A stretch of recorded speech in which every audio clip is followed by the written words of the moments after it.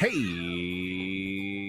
everybody, it's Tuesday. Welcome to the Giant Bombcast, episode 851, powered by NCXT. I am your host, Jan Achola, back from sunny San Diego, and having survived Comic-Con, the biggest con man is here, and he's co-captain of the ship, Jeff Grubb. I got some flim-flams going on. I got a lot of odd jobs happening. I am stealing old people's money. Oh, shit. I wasn't supposed to admit that. And he's stealing everyone's hearts. He's here on the podcast, the Bombcast, Dan Reichert. Hello, how's it going? Fantastic. And last but certainly not least, we've brought in the heater, the big dog in the streets and the internet streets, the bad beekeeper man himself. Games Media from GamesBeat, Mike Minotti. Hi, I'm Mike Minotti. Okay, yes, great. Cool. That's Minotti. Mike, Thanks, I feel Mary. like, you would get along swimmingly with the cast of SpongeBob, just as yourself. Oh, yeah. He would fit in 100%. Minotti?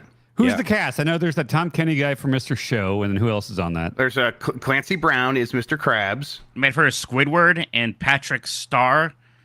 Dude, I Those tell you are the what, working one of the best reasons to have kids is to watch SpongeBob if you were too old for it when it came out. I was too old for it. I've too seen like old. one episode. Yeah. I was too old for it. Not like that. I'm like, I was oh, I'm just too old for there. the content. It was like Yeah. I was just not watching Nickelodeon anymore. Same. I was. Sure.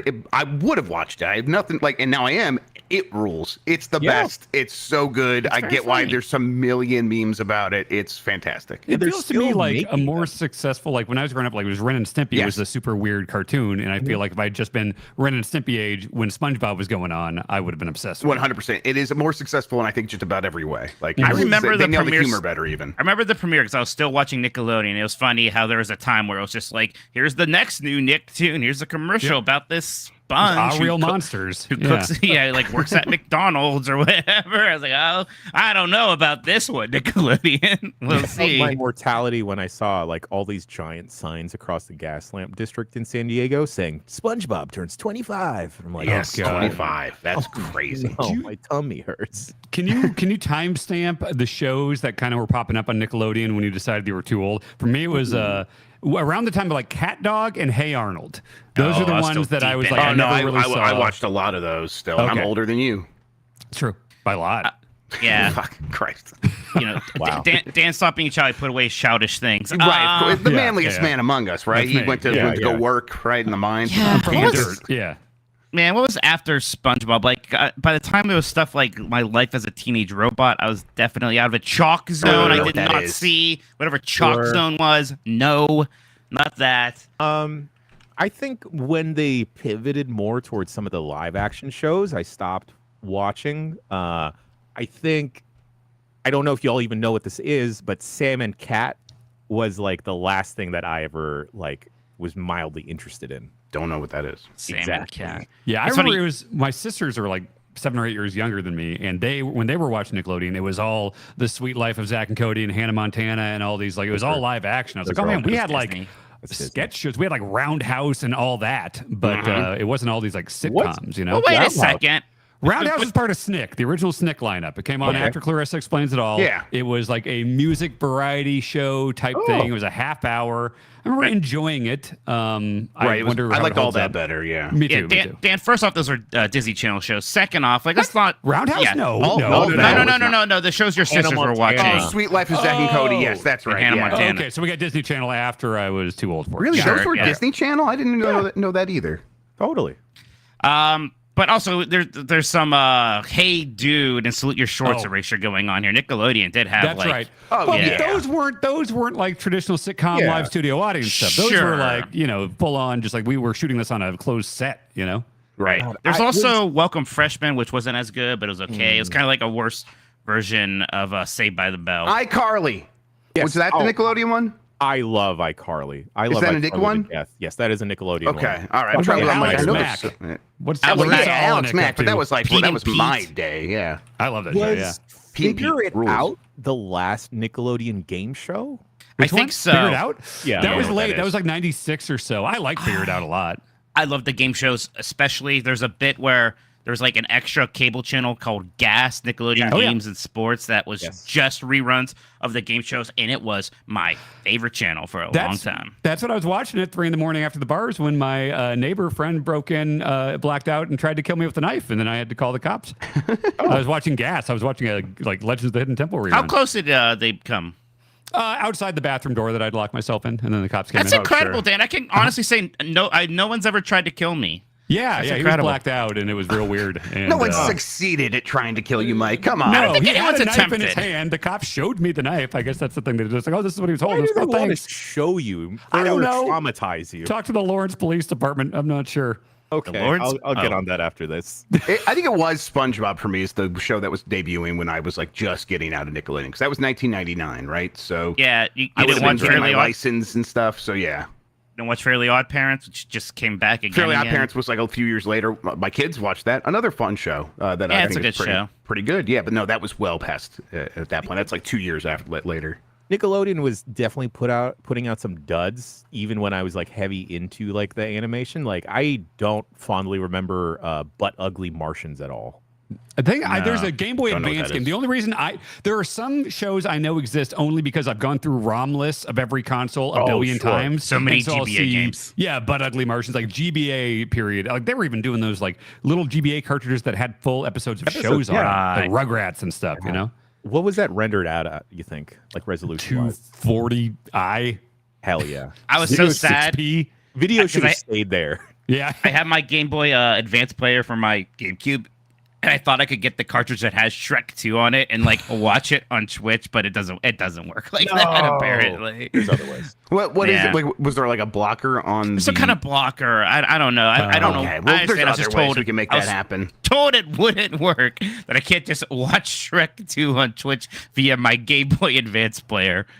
Is Cartoon Network still a going concern? I remember those rumors going around that it was shutting down. Did that happen? I don't think it actually shut down. I mean, I think like all cable TV, there's I mean, even my nieces and nephews, right? I think I may have said this before. It's funny to me. I'm like, do you kids like Nickelodeon? They're like, they either didn't know what I was talking about or say I hate Nickelodeon, which is so weird to me. That was not a choice. It's like saying I hate water. food. Yeah. Like, well, no, Nickelodeon. What are you talking about? It's one of the essentials. yeah. I after you said that, Mike, I was like, I'm just gonna go put on Nickelodeon because I have YouTube TV and see what happens. And Emmy was like, "What is this?" And I explained to her, like, "This is what I watched when a kid." And now she's doing the thing because she's a daddy's girl, and she's like, "Oh, well, Nickelodeon's my favorite." So we got one of them, Mike. We saved one kid. I don't know if we can do anything about the rest. Yeah. Grub, just turn off YouTube TV and unsubscribe immediately if the gimmicks ever see Invader Zim. It's going to lead them down a very dark path. About to ask about that because that was another one that was popular when I was like I don't kind need to know of the watching, reason and I only saw a couple of them, and then like it had this weird second life through merch and Hot Topic. It seemed like I found that I never saw that, but I knew just a couple people in college that were obsessed with it, and they were the most obnoxious people I've ever met. So I enjoyed the show, and then those people became obscenely obsessed with it at Hot Topics, and just like, no, I can't. I'm going to excommunicate myself from the show. God, is there like a way to like see how like? Is it like on DeviantArt? If there's like more art of something like that, that means there's more like perverts for it or something. Is that? I'm like trying to find a way to do that without like having to go to Pornhub or something. Yeah, I don't about want to to do that. say it's like I other think sites. DeviantArt is Tumblr. Okay, Yeah. Tumblr. All right. God, Mike, what was the show like? My Life as a Teenage Robot? Is that? Yes, another one. That's another one that was kind of popular right before I stopped watching. Yeah, with that blue robot girl, and I don't know. It seemed somewhat Powerpuff Girls adjacent to me, but with just one of them, I didn't really know what it was about. Ooh, another show that was like past my time that like I think maybe Nikki and Sean Sean's an old man, never mind. Nikki may be fascinated with was on Cartoon Network, Drama Island, I want to say it was. Total Drama Island. Total Drama Island. There we go. Yes, there we go. not my thing at all. Right. And I see Sean in chat saying Danny Phantom. That was like the more actiony show from the Fairly Odd Parents person. Yeah, totally was not into it by then. Look at this guy in chat. Total Drama Island was my shit. Wow. Total Drama was Canadian. A lot of those live action shows were Canadian originally, I think. Now what would you do? Fucking, are you afraid of the dark? What's another sentence show from Alanis Morissette was on it. You can't do that on television. The that was very Nickelodeon show. Canadian. Yeah, The very first Canadian. Nickelodeon show. Do you think if they rebooted Double Dare, I could be a contender for host? 100%. Yes, I think you would be really good at that. I think I would too. Yeah. Yeah, you might have to be nicer to children. No, I think it's a new age. I think we can be mean to to children now. is hot with everybody now. Yeah. I will Berating kids for not knowing. It's all trivia about games from 1989. Let's just If they open lose, a I make fun of studio them. in Fargo and then just make it happen. Okay. Yeah. And you said Alanis Morissette and like Canadian. I'm like, is Alanis Morissette Canadian? And here's how I remembered. I'm like, oh wait, she dated Dave Coulier, and no American would date Dave Coulier. Is where I my think he brain was the went. prime minister back then. I think so. Yeah. Okay. Right. Wait, Number one wait. Canadian Dave at least. Coulier isn't like Cut It Out. Oh yeah, that one. Yeah. Oh, hell That's what yeah. You ought to know was rumored to be about. Yeah, that right. Well, I think she confirmed it like to one person or something like that, and they spilled it. Yeah. Incredible. So wait, Dave theater? Coulier it got down with Alanis Morissette apparently. Wow. and they made a I'm song about in it. for this Dream Team TV lineup. We're gonna take us as the podcast and just become TV show hosts. Dan, you're gonna host Double Dare. I Great. want to host Reading Rainbow. Mike, Grubb, which shows do you want to revive? and host? Hello, I'm Jeff Grubb, and this is MTV News. I'm the new Kurt Loder. Okay, I'm gonna sign. Minotti up to be Linda Ellerby. Who's that? She would Nick. She was. Nick News? Nick yeah. Oh, right. News. Yeah, oh you're my. Linda Ellerby. Is this because I'm smart in your mind because I remember things? She was very nice. Oh, Yeah. You have I just similar insulted energies. you. I don't know. Am I? Fair, I get it. She was probably a little bit saucy behind the scenes in between. Yeah. Yeah. Okay. Turn it on. Nick News. I haven't thought about that. Can I be? Maybe that's also Dan, the host of Weinerville. No, I think I'd be better as the host of Weinerville. I liked Weinerville. That was good. Boney? Yeah. I don't remember Weinerville. It was And the he guy. shows- I just his head was in a thing, and he had fake feet and arms and stuff. Yeah. Just look up any picture from it, and then it's gonna look crazy. I'm sure. Jeff, I think we had this conversation before where I talked about Weinerville a lot, and you're like, I don't remember I this, actually and then you don't know what Googled this it. is. And I recognized this immediately. Yep, I just Googled it. So And like in the middle, they would kill time by showing like really old cartoons like Mr. Yeah. Magoo and stuff like Yeah. that. Like, I'm a God, big that fan must of be where I that. saw so much Mr. Magoo that I make Mr. Magoo references way more than anyone else around me. I don't know anything about this host or his name or anything, but is he in jail now? All right, Mark well, He Weiner? looks like he might have killed somebody. I bet if we Wikipedia, it's All right, gonna I'm be, Mark he's Weiner. currently I incarcerated. clicked on his face. Mark Weiner is an American comedian, puppeteer, and actor. He's best known for performing blah blah blah. His at shoot name is Weinerville. Wiener. Yeah. Yeah. Oh, that's good. that's a human name, a very That's common good. human name. No, he looks like he's doing just fine. He's even alive. Oh, Man. yeah, it didn't kill anyone or anything. After becoming Orthodox, okay, well, Oh, okay, yeah, he was the voice so he of got the- that of going the- for him. He was the voice of the map and Swiper and Dora the Explorer. So Nickelodeon he's still doing that. He's still Swiper and a Dora thing from 2024. Good for Mark Weiner. It's funny how some people don't remember Weinerville. I feel like it does not get talked about as much. it It was doesn't. on the air for 4 years in the prime of Nickelodeon, 93 to 97. He runs an organization out of Stamford, Connecticut. So you guys probably bumped into I each could have other. met Wiener. Yeah, you probably met Weiner. Wow. Don't know what this is, y'all. Stanford weird. is now Weinerville. You don't Stanford's remember like Maury Weinerville? Povich, WWE, and Wienerville. I remember what it must have been the 1996 presidential election. The video that they the government or whatever sent us to watch in school was hosted by Boney, the skull dinosaur puppet from Weinerville, telling us about the Boney? importance of like democracy. Or something like that. Boney? Or maybe it was the book stamps, the book top things or the whatever. But yeah, Boney was involved in something I had to watch in school. And And they Boney would would not say, allow Boney into school these days. he had a song. Yeah. It was, I'm Biden would not Boney. allow Boney. Boney, leave me alone. And then some people later were like, I think that's about masturbation. Okay, let's get Wait, to the rest what was of the the Bram show. Sharon and Elephant show or whatever? Yeah. It was not Babar, but it was yeah. God, a skinnamarink dinky Dinky dink, dink, skinnamarink skinnamarink doo. doo. Yeah. I love you. Yeah. I've I love never you felt in the younger. morning and in the in the evening too. afternoon. I love you in the evening and Hanging underneath the underneath the moon. Yeah. Jeez. God, we're so fucking old. God, I need to get like Sean, Bailey, Lucy, and like Nikki in this call, and we can talk about Zaboombafu. You guys remember? Oh, how dare Zaboombafu? you bring that energy here? No. Exactly. Zaboombafu was fucking like slapped so hard. Sharon Anyway, Mason Bram was just the name of the show, right? That Why was just an it. elephant involved? Why am I thinking of an They had elephant? like an elephant like mascot, and then that was like their puppet. Wasn't it? Okay. Man, maybe I was just a kid, but in my mind, it was always a shoot elephant.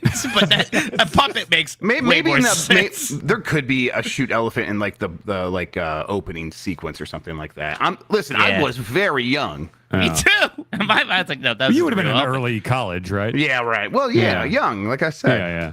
That may have been the first time I ever saw an elephant. Maybe it's just what I thought elephants looked like. There's a man in suit elephant is what they have. Okay. Man, blow my mind. Godzilla.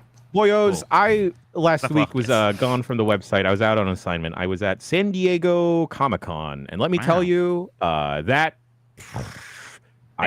if I don't have to go back for work, I don't want to go back. Jan, I can enjoy myself in most circumstances. Do you think I'd find enjoyment in going to? No, okay, not at all. I can look past the not liking comics thing if it's a fun convention. It's a fun convention. There's a lot of lines and a lot of people. I just don't think there's a lot of stuff for you specifically. Dan. Was like Ernie Hudson there? I like Ernie Hudson. He was good in Oz. No, Orange Cassidy was there. I saw there were a bunch of AEW folks there. Yeah. What's the most off the cuff celebrity, or like the most what's the most surprising one that you saw? Like Joey Pantalones or something. Honestly, like there, Joe Montana, like Mark Weiner. Which Joe? What's his name from Anthony Detroiters? I saw Sam Richardson there, just like Anthony roaming Weiner the streets. would be weird to see at Comic-Con. San Diego, but I guess Sam Richardson's into comics, isn't he? Who is that? But he's everywhere, right? He's the partner of what's his name from Detroiters, right? Yeah, Tim Robinson. Oh yeah, he's cool. Yes, he's the one that goes, "What a crop!" when he has the little buff boys. Right. It's in my head all the time. Yeah. I guess nothing weird. I don't think it'd be weird to see any off the cuff celebrity at San Diego because I was doing a signing or whatever. Yeah, when I was at the Youngstown Comic Con, the lady who played the Tool Time lady from Home Improvement was there, and that was Pamela Anderson or the first one. No, the first one. Not Pamela Anderson. Right. They didn't get her for That'd be weird if you just knew her as the Tool Time lady. Yeah, that's right. And not from Stan Lee's Stripperella. Or wait, was Pam Anderson the first Tool Time lady, and then there was the next one? I don't think it matters. No, the show didn't care.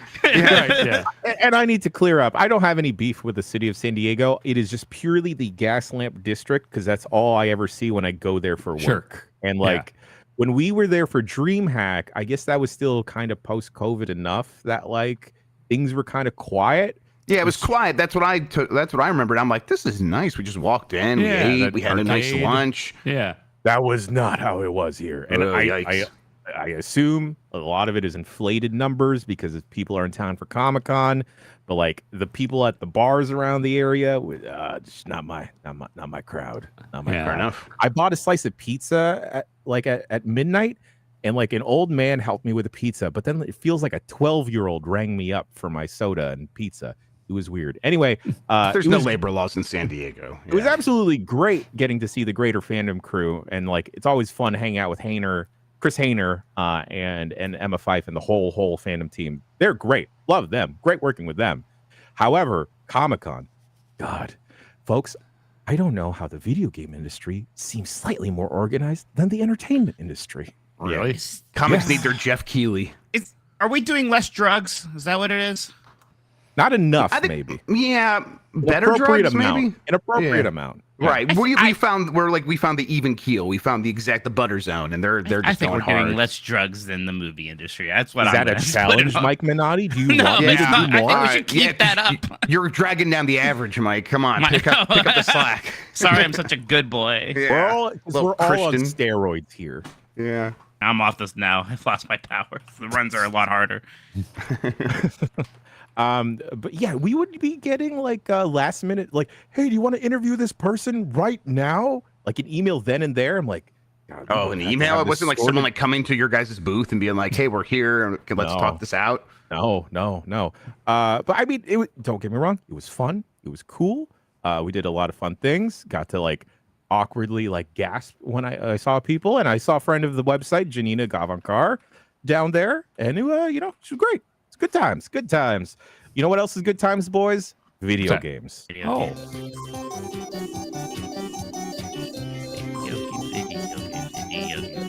Video games. I popped when I saw a Skyrim commercial on TV the other day, and my wife was like, "What are you doing?" I never heard of it. Then I heard Mike mention it, and I've seen 900 commercials since then. I think he That can't be popularized coincidence. Skyrim. Clearly, that's the universe is controlled. right? Like, let's all get on something very like hyper specific to us and just keep talking to it. Commercials. And let's be in the commercials. Yeah. Liquid Death. Okay. No. All right. Hold best on. What drug. is? I feel like somehow I've missed the Liquid Death. Oh no, era. we're not doing this again. Here's the Sparks Notes version, Jan. It's a good drink. Man, we need to Everyone become likes Sparks it. Notes. Everyone thinks it's a good idea. Mike thinks it's lame because he doesn't understand that the marketing is sarcastic and ironic, and so he doesn't get the joke, and he's a big, fuddy-duddy about it, and the internet's mad at him because he's Being wrong. a fuddy duddy. No, no. He is, That's the noise a non-funny duddy would make. Look, I have a Liquid Death in the fridge right now. You want me to just drink it and be done with it? Yeah. What flavor? What do you expect the answer to be, Mike? Yeah, go get Severed it. lime. Isn't that funny? Because it's like severed limb. It's hilarious. I Oh. actually didn't get that, but yeah. Okay. Mike's the one that doesn't get it. You've not gotten a single one of these, Dan. Well, look, I don't get metaphor, symbolism, whatever. Oh, Look, we're I going to just- talk about that with one of these games, by the way. I was listening to Fire Escape, and oh boy, Dan. You're going to have to remind me. I know what you're talking about. I We'll got get there. some Oh, boy. screenshots here. We'll, God, we'll okay. remind- Look, I won't I've spoil never too been much. good at picking up on subtle things. Yeah. Should we just do this while Mike, since we want to talk Sure. about thank goodness you're here? Yeah, Yes, maybe the yes, funniest okay. game I've ever played. Yes. I'm enjoying. I think it's really funny. I've laughed really hard like 5 or 6 times, and then the rest is like sensible chuckle. But Yeah, I'm, like, that's better than smiling most the video whole time games. I'm playing. Smiling the whole time Yes. is definitely right, and Yes. there are a lot of sexual innuendos. It's all double entendres. I could've just forgotten Let me them. poke my sausage through this hole in the fence, and it's Oh, like that guy with the where glory is hole it? fence. Yeah, okay, Yeah. that was totally. I remember thinking like, wow, there were. Okay, yep, you're right. I just forgot that. Yep. Yeah. Yep, I yep, think yep. a lot of that will happen. It's like you just kind of forgot, or like, and a lot of it's just silly. Like my kids are playing right alongside me, and they're not. Of course, they're not getting any of that. Okay, so, Yeah, like, Mike, don't open yet. Mike, do you want to read any of the? Is there any fun flavor text on the can? Well, it says murder your thirst on flavored text. God. No, it just says murder your thirst. No? That's What the about fla- above it says, nutrition facts? This ruthless tall boy, a flavored sparkling water, has a twisted plan to use natural agave and it sounds like you just exploding ran uphill bubbles with how exasperated to you are. murder your thirst and recycle your soul. Contains zero juice. That's how they want it read, I'm sure. Let's see. I've never tried the severed line. Mike, is it a ruthless tall boy or not? I need you to drink it. Look, so lime is my go-to bubbly flavor. Well, second go-to when lemon meringue is out, and it's often out. So I'm used to this flavor of sparkling water. Flavor profile. All right. Yep, get the schnoz in there. Now forget the marketing. Just tell us about the taste.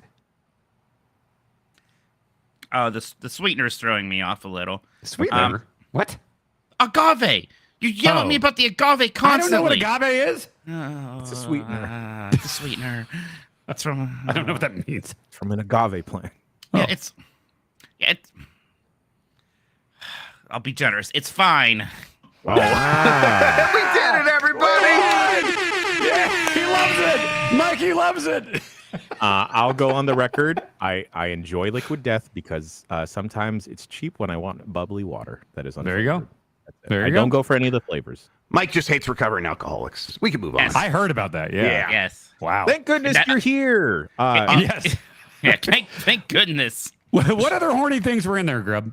Yeah, give me a second. We talk about the game, like explain the game for everybody a little bit, and I'll find some of the screenshots that I took so I can be reminded because I don't remember otherwise. It's the most British thing I've ever seen in my entire It's life. so British that when you start it off, it asks a question like, "Is he from?" and it like asks a question like basically, "Are you from here?" But it does it with its local accent and how it writes it. And it's like, "Right?" or "What the hell are you talking about?" And I'm like, I select that, and I think what happens is when they speak in their local accent, the closed captions are basically localized into American English, so I didn't understand what they're really saying. There's a and that's lot very of slang there for Yeah, sure. try And it's great. That stuff is really fun. My kids are watching. I don't think my kids have understood a single word these people are saying. But I mean, there's just a bunch of fun visual gags too. Yeah. So you're just this little dude who I don't even think has a name. He just walks around. All you can do is like punch things.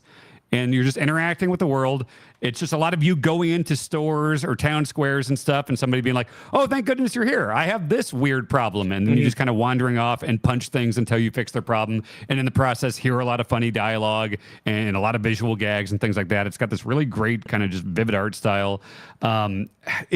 I think it's not a streamable game in that, like, I think it's one where you just have to tell people to go play it. It's when you could maybe perform where it's like, hey, if you want to like come here and get all the jokes, it's going to be on screen and I'm not going to be talking too much because we should just be laughing. But that's it. Like, it's not great for like interacting with an audience. Yeah. Right. Bacalar talked that him and Dib had played through it and he let Dib control through it. And I think that if you're maybe play it with a partner, a friend, or like a group of friends over Discord to kind of just like observe and get the jokes versus like streaming it to an audience and like interrupting the flow of it.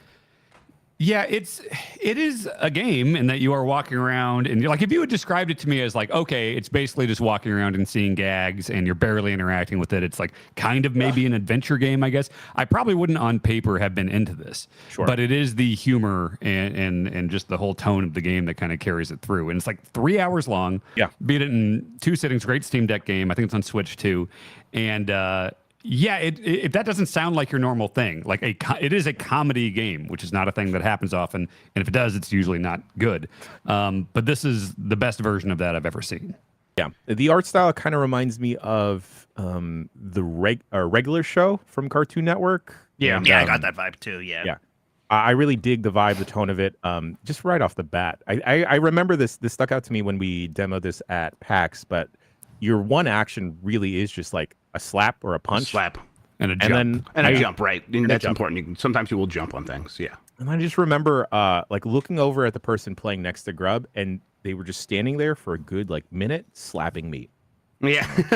Oh, I did that in the demo. I remember. Look at this part. little guy slapping some big meat. Yeah, There's that one where it's just a giant ass in a window and you just slap it and the store just closes. And like his butt like has waves where you slap it in a very satisfying way, and then he gets very upset and he closes it, and then if you walk away, he peeks underneath and he's so angry that you slapped his bum bum. And the sign on the store says "closed due to slappy bum bum." Yeah. Which is it's just funny. It's good. I'm trying to get some of these screenshots up. My Steam Deck's being weird, but there's one where it's like the guy's like mowing the lawn.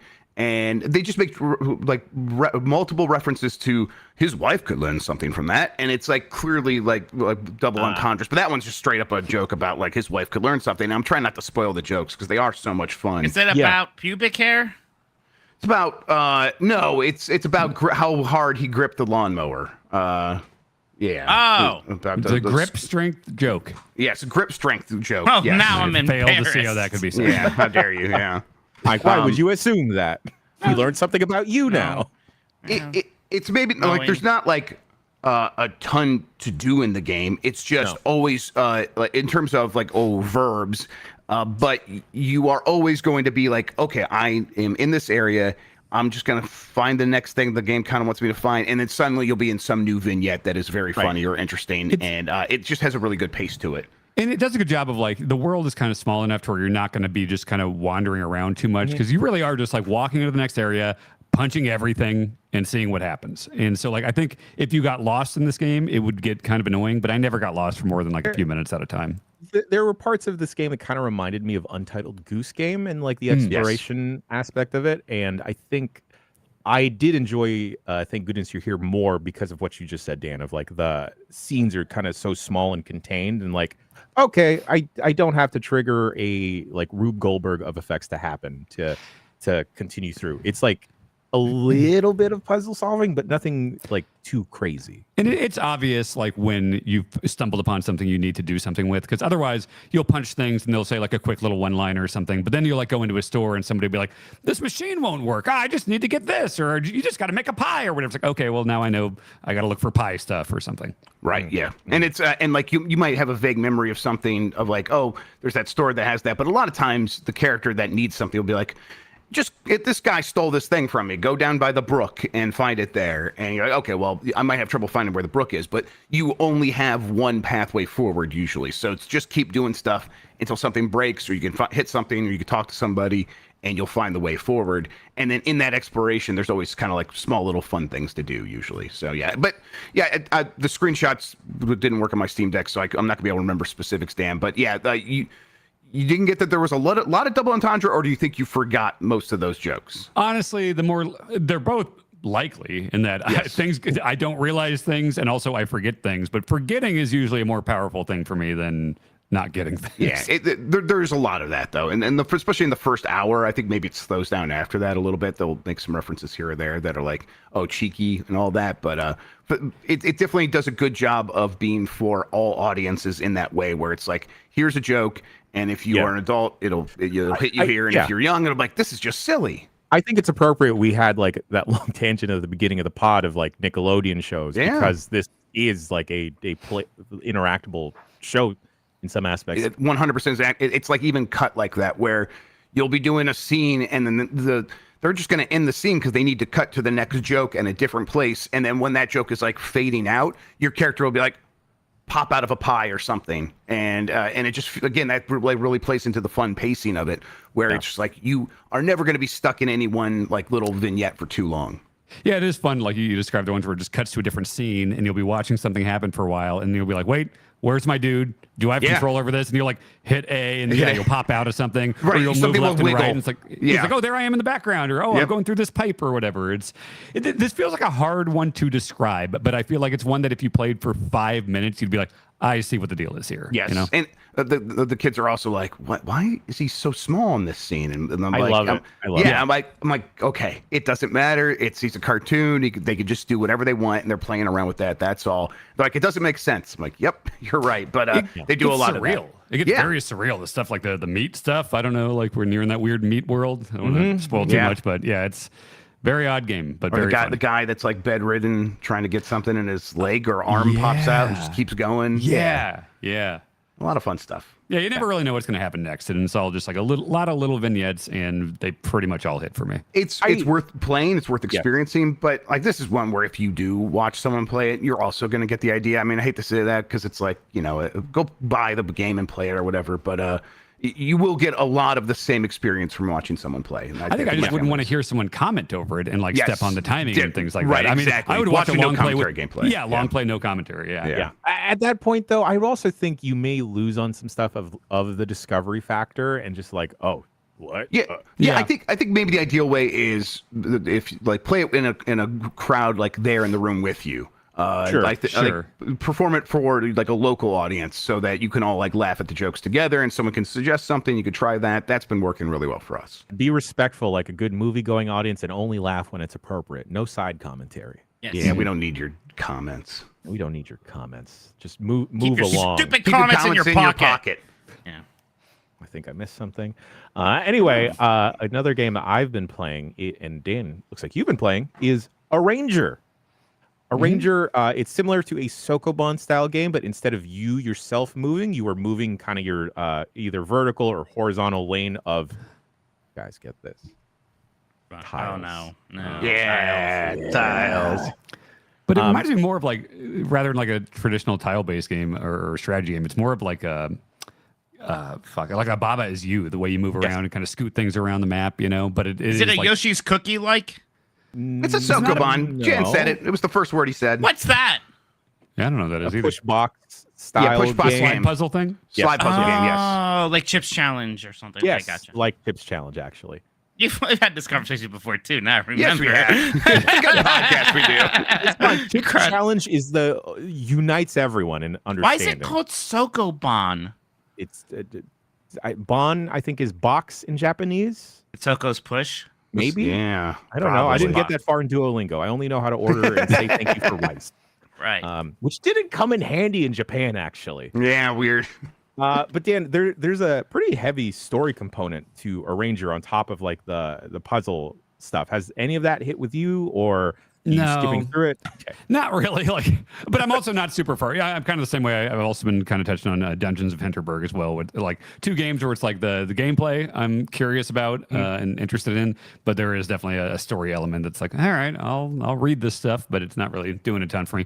But yeah, Arranger, it's more like It is it's a thinkum. There's definitely like those puzzles are like, okay, I need to get this sword over to this side of the map, but there's this like stone foot here that blocks the way, so I got to figure out how to like, because it loops around most of the time. Like if you go push something down off the bottom of the map, it'll come out the top, left to the right, things like that. But then there will be blockers and stuff like that, so it's a lot of like maneuvering and figuring out like, oh, okay, if I put this over here, and it's solid. Like a lot of puzzles like that, I wonder how long that will stay interesting, like how often they introduce new elements of that and stuff, because I don't think I would just want to do that for the duration of the whole game. Yeah, But, they introduce some neat puzzle elements where there are static objects that don't move around, because you can virtually move everything else around you, even including the NPCs. And it's funny how the game opens because you push someone off a ladder, and they're just incredibly like upset with you. It's like, what the fuck? I'm tired of your shit. Get out of this town. But I dig the story component of it as well. It talks a lot about like packing your things up and like how moving forward can be challenging if you're holding on to the past. So if you dig the puzzle elements of Arranger, I hope you also enjoy the story bits, because it's hitting with me personally.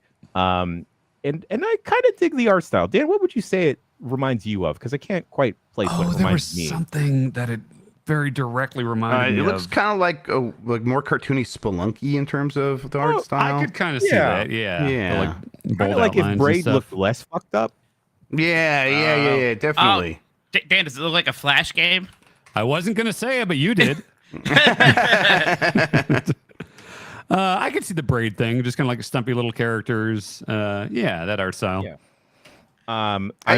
Should I, if I were to like, if I'm in the mood for a think 'em up, Yes. do you guys think I should go with this, or I should go for Lorelei and the Laser Eye? It depends on Ooh. how much time you have, because this Arranger is a more casual kind of like go with the flow That's think 'em up. probably me right now. And then Lorelei and the Laser Eyes, it is a whole thing, Grub. okay, Lorelei is like, look, like Golden Idol, you know, the amount you have to think during that game. It's like 3 times that. Okay, well, that sounds good too, though. Okay. It's a lot. I All think right. it might actually be fun to stream, Grub, because then, you can kind of think out your process with people, as long as the audience is experiencing it with you and they're not spoiling anything. Yeah, we can do no backseating rule. Yeah, sure. Yeah. Okay.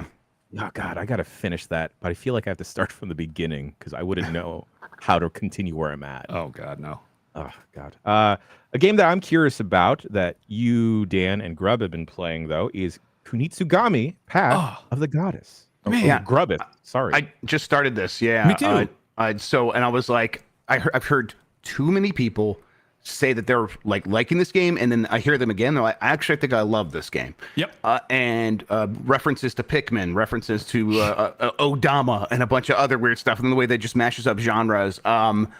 I am maybe a couple hours in, maybe a few hours in, and I'm seeing it. I get it, and a lot of it is like there's a lot of systems, there's a lot of mechanics, and there's a lot of stuff to upgrade, a lot of stuff to pay attention to, and yet when you're in there, it's like, no, protect the lady, let her get to this thing, and however you choose to just like to deploy some of these things is up to you. And I've been enjoying it.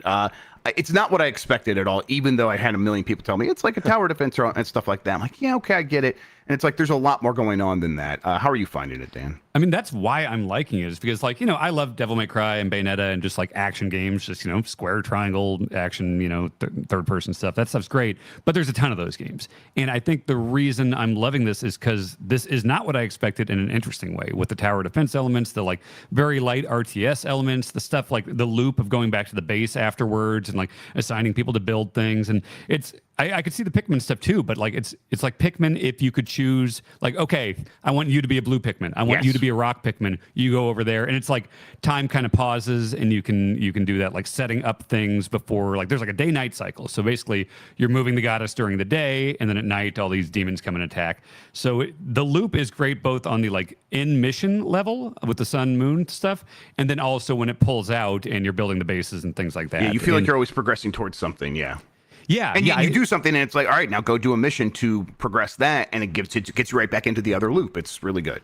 And it's one of those games too that like even though I've beat a mission, I want to go back later because like I've unlocked these 2 or 3 different types of warrior. Like I've got archers now, so I want to go back to that first one and see if I can get these optional objectives because now I have archers. Now I can hit these flying enemies and stuff. So it's I've enjoyed every part of it so far, and it's not what I expected, but in a good way. Yeah, it runs really well on Steam Deck, which is where I'm playing it. There's some tweaks to do. I looked up some tweaks. It does if you do the default settings on Steam Deck, it's very I don't know, just looks very pixelated. It's noisy, yes. It's very noisy, yeah. But yeah, if you bring it down to 30 frames a second, which I normally don't do, and you make another couple tweaks, if you just Google, Steam Deck settings for Kunitsugami, it runs a lot better. Yeah, and then you bring it down to that 30 refresh rate that triples and stuff like that. Right, exactly. The frame tripling and all that stuff. And I don't know if it's just something that like reminds me of Vita games so much, but like that's how I would want to play this game is portably for some reason. Like I don't even want to consider it as a couch game for whatever reason. Yeah, it's great on Steam Deck. Yeah. Okay, man. I need I need another Steam Deck game. Thank you guys. Yeah, it's rough, but yeah, I mean, Capcom is on a roll, right? They are just crushing it. Yeah, and I'm all about it.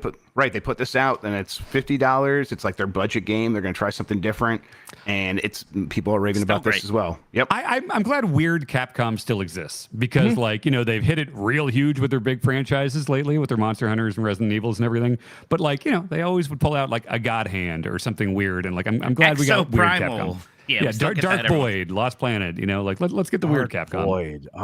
Does Dark Void hold up at all? It wasn't great when it came out, but I'd be curious to see it now. I always wanted to play it. Yeah, anything where a jetpack is the main thing. Like, hell, Bionic Commando, you had a fucking... The grapple thing was the main mechanic. Like, I love shit like that. Go back to a bunch of those 360 games. Yeah. Yes. And do you like Rocket Knight Adventures? I think that's the only Rocket Knight I played. I might have reviewed that for Game Informer and gave it a good review, I think. Oh, you played that new one. No, I mean the Genesis one. Forget about the 360 one. No, I never played that or Ristar. Those were 2 Tim Turi specials he always told me about. Yeah, Rocket Knight's better. But yeah, sure. This probably only applies to a baby's handful of audience members, but anytime I read Bionic Commando in a magazine or a YouTube title, I thought of Bionicle, and I thought Capcom was making Bionicle video games. And I got very excited. Are younger than us. You care about Bionicle. The world should care about Bionicles, Mike Minotti. Are people horny for Bionicles? No. Oddly, maybe? yes. Oh. Yes. I don't know why I gave thought Rocket Knight. I thought that'd be the one thing. What about Rocket Knight? What do you think I gave it? The 360 one? 2010 one, I don't know, like a 72. 8. You're at an 8. Is his name Sparkster, the Rocket Knight? Yeah, his name is Sparkster, and some of the sequels were called Sparkster. Oh, yes. Okay. Well, if you like that, you should play Rocket Knight Adventures for the Sega Genesis. Maybe I will. All right. Yeah, in fact, I think he might actually be right over here. Hello, buddy. There he is. There's Sparkster. Oh. Why did you have that ready? Wow. Don't worry about it. I'm pretty sure really you like getting it Rocket ready Knight, while we don't were you? talking. I love Rocket Knight. Oh, you got a good GIF and everything. Look, there's yeah. Okay, cool. Yeah, good for you, Mike. Thank you for adding to the production of the podcast. You're welcome. Liquid Death has a weird aftertaste, right? It's not just me. That's maybe just you. Just tastes like water. Someone mentioned that the straight up water tastes. There was I was doing the voicemail dump truck when Jan was gone, and there were a lot of calls. And one of the things that I wanted to include, but it was too in favor of Liquid Death, was that the straight water tastes like when you drink water from the hose in the summer as a kid. And I'm like, I kind of got that vibe when I drank that. So that's pretty good. Boniello texted me during that dump truck saying he was shoot hot in Japan because Minotti was hating Liquid Death. And then he was like, if he needs to talk to me about it, I can explain to him why he's wrong and why it's good. Oh my God. Why are you all so passionate about this mediocre seltzer water?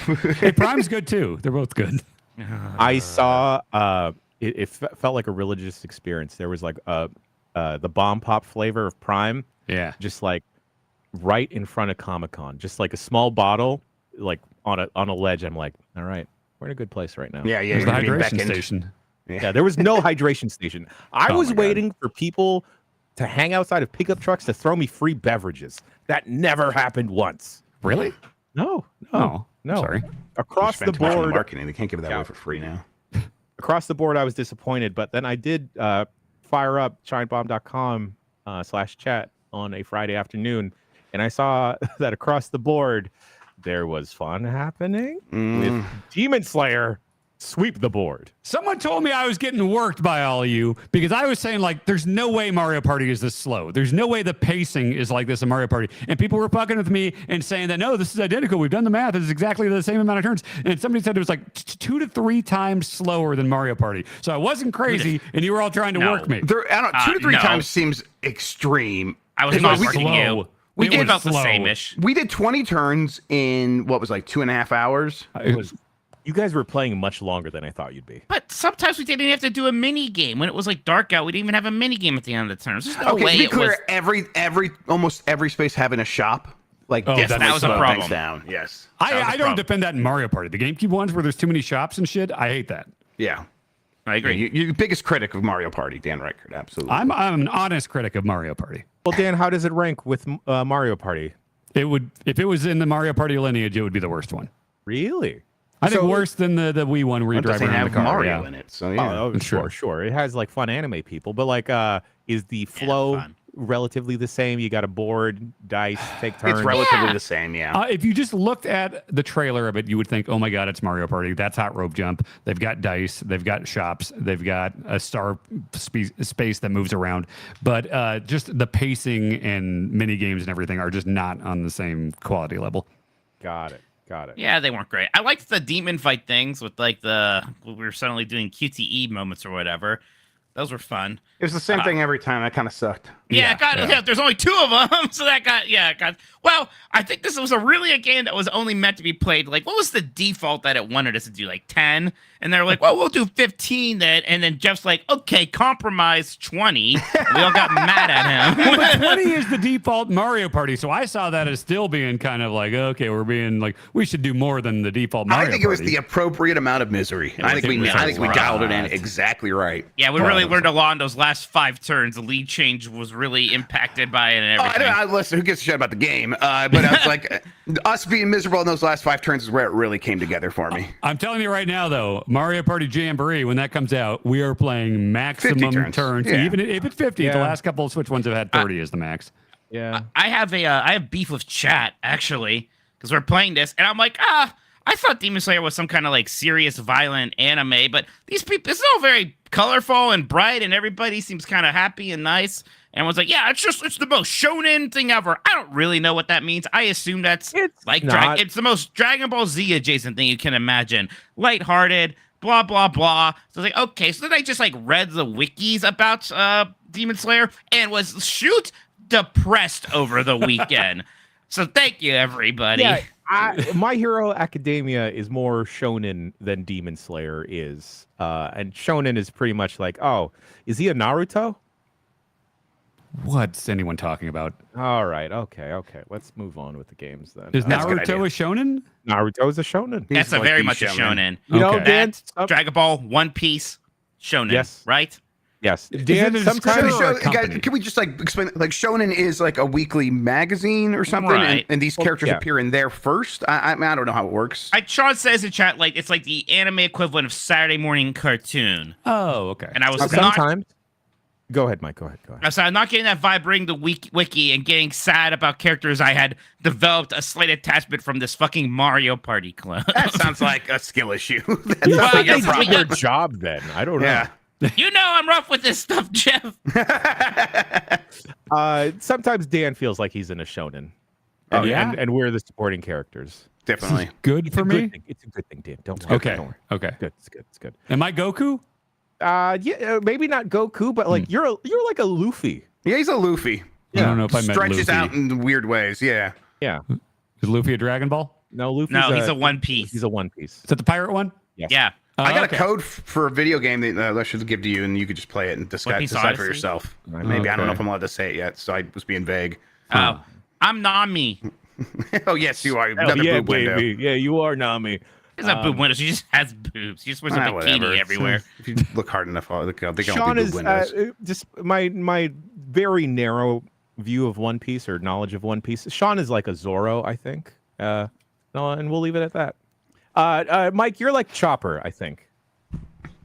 You know what Chopper? that is, What's right? that? Star Wars Rebels? No. That's too much of a compliment, and I want to keep Mike grounded. Anyway, Mike, you have been playing Dark Souls. Did you mean Chomper, the baby T-Rex from Land Before Time 2? Dark Souls. Oh, you want Dark Souls? Yeah.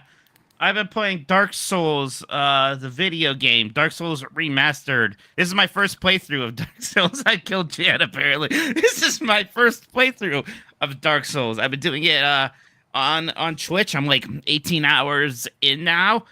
Playing the Elden Ring DLC, I had a lot of fun with that. Some people said, oh, like the smaller scale, it's more like you're playing a Dark Souls, blah, blah, blah. I'm like, it's really weird. I never actually played Dark Souls at all. I played a bit of Demon Souls when it came out, a bit of the remake. I played through Bloodborne, played a bit of Sekiro, but like Dark Souls, just never played it. So I was like, okay, we should get back to that and actually just do that at some point. And it has been a lot of fun. It has been fun doing it on Twitch too, because it's it's like the chat's like, oh, he's about to go to Blight Town. And I'm like, what does that mean? Why are you so excited about that? And then I find out why they're excited because it's miserable, right? Is that the really dark area that you've been in when I've been watching you lately? No, that was a separate thing. That was also rough, where I was in this area that's completely dark and you don't have a torch for a while, so you just fall to your death a lot. And the suffering is fun in a lot of ways, right? That's a good appeal of this. So the one thing I haven't been liking, Dark Souls 50 turns. Can't wait to watch you do that. Oh my god. Dark Souls party. Dark Souls party. Yeah, the one thing that is a bit archaic to me that they did improve in future games is the walkbacks, right? You don't have the stakes of Americas right at the boss door. So, when you die at the boss, it's not just, oh, you have to walk a little bit to get back there. Or you just see, maybe even just spawn right there. It is, you are walking a while just to get another chance at the boss, and then you're probably going to die again. Forget about your souls. You already lost those. That ain't happening, right? Yeah, just give up. That sounds kind of brutal, like in a bad way. There's the right level of brutal, and I think Elden Ring kind of found that. Right. Exactly. And again, like so much of these games is about kind of being brutal and right. It's a balance of the brutal, right? Ways. Because when you have the runbacks, you can only make the bosses so hard. So in Elden Ring, especially in the DLC, they're like, we'll put a Stake America right in front of the door. But that means this boss can do an endless combo on you and it's just going to wreck you. And, and so it's like, they can like balance it in a different direction. So they play with that.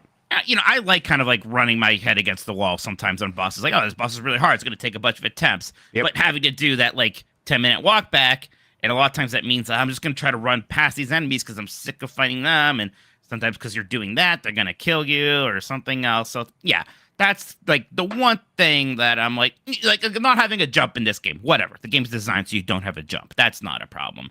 But the run backs are annoying. But man, no, it's been really cool. I can see why this is a lot of people's, most beloved game ever. A lot of really fun boss fights. That Ornstein and Smog one, right? The two people that you fight in that kind of cathedral castle place. I heard people talk about that one a lot going into this. And it was like this really neat boss fight. It was kind of just fun doing it, knowing like, yeah, everyone talks about this boss fight, and now I'm fighting it. And I've been doing a pure strength build like I like to do. So I just, in fact, I found something called a dragon tooth. So I just literally have this giant dragon tooth that I use like a club that I just absolutely like hammer people with. So that feels great. And I'm wearing like the heaviest armor possible, right? Yeah. Just being a real big, beefy boy with fat rolls everywhere and loving it. Just using shields and trying to just survive it instead of dodging them. That's my style. I feel better about my characters when I watch you play From games because, like, I always feel like, am I cheesing it by, like, should I be trying to be more just kind of, like, lithe and, like, agile and stuff like that? And I feel like I'm just putting on a bunch of cheesy, like, big armor and stuff. And I look at Mike's characters, and they're just, like, the fattest, just like Bubble Boy, just wrapped completely in foam and asbestos. The somersault flop he's doing every time. I'm like, okay, all right, this is a viable way to play this game. When I was like, oh man, this last boss in Elden Ring is gonna take me forever. I should just go look and see what Mike's doing. And I tried to use a shield for a little bit. I'm like, I've not really used a shield. This is so different. Fuck this. And so I'm like, I just butted my head against it and beat it without a shield. But it took a lot longer.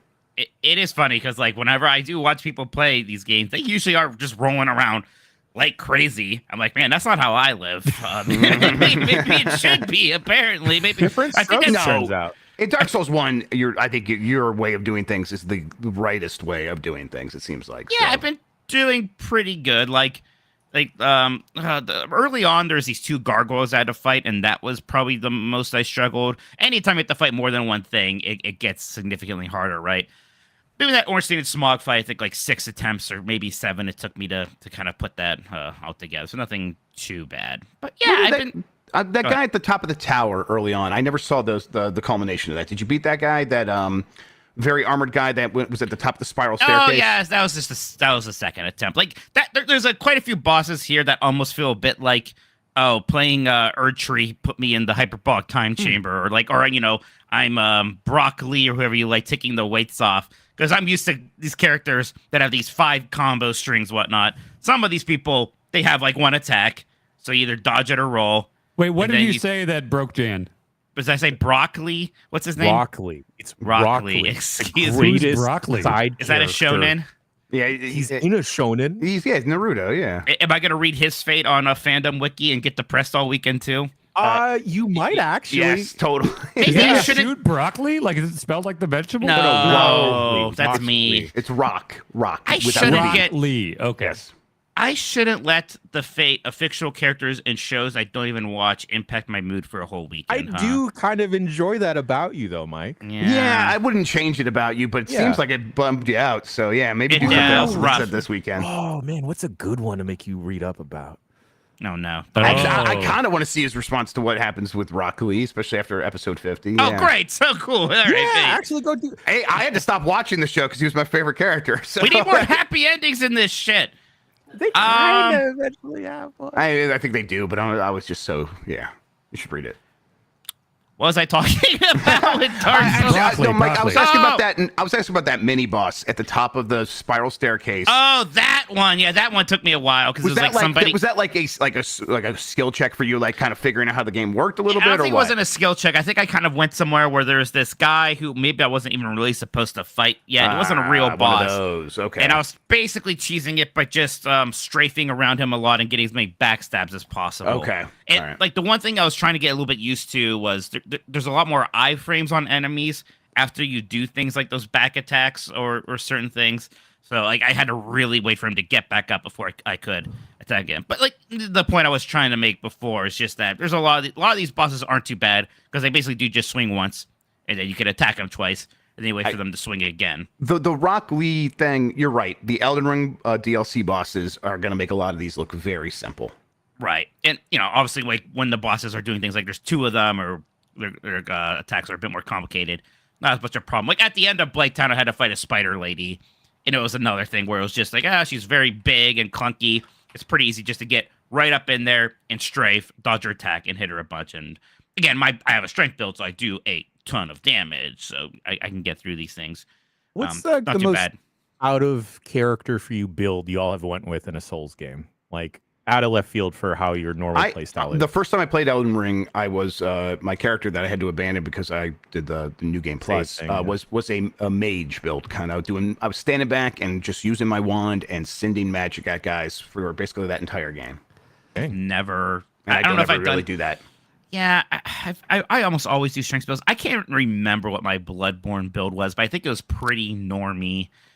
Because Bloodborne, you don't have quite as many options of what you can do. Sure. My first time in Elden Ring, I remember thinking like, man, every game I'm always just the most like boring like sword and shield guy or whatever. So I think I went hard like Glintstone intelligence stuff my first time, and like it's all right, but I wasn't like following any kind of guide or anything. It was pre-release, so it's like I don't know if I did it right because like a lot of the like late game stuff just didn't work right for me. But then the next time I followed a guide for like a faith and dexterity build with like the blasphemous blade and all that, and that was awesome. Yes, that was very good. I think I tend to skew in kind of in between you, Dan, and Mike of being like the heavy rolls and like big sword shields and stuff.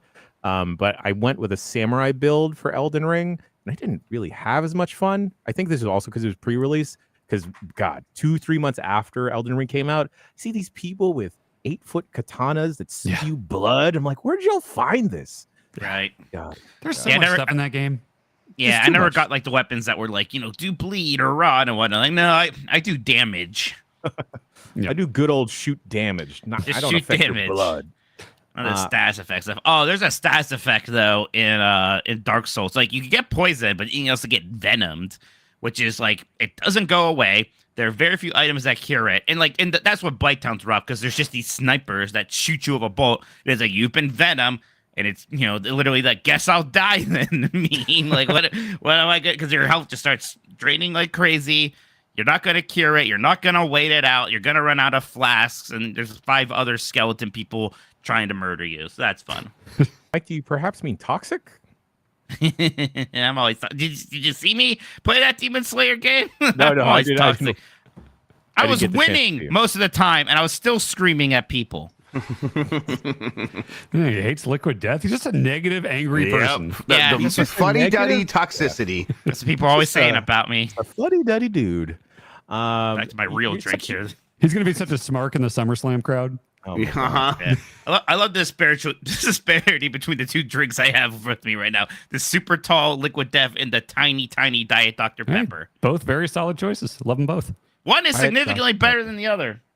That's for you to decide at home. But Mike, you're such an outlaw with your beverage choices and double fisting beverages. But also, speaking about outlaws, you can talk about Star Wars Outlaws. Yes, I can. The embargo for the preview event went up as we went live. And disclaimer: Ubisoft sent me out to the Anaheim area to check this game out.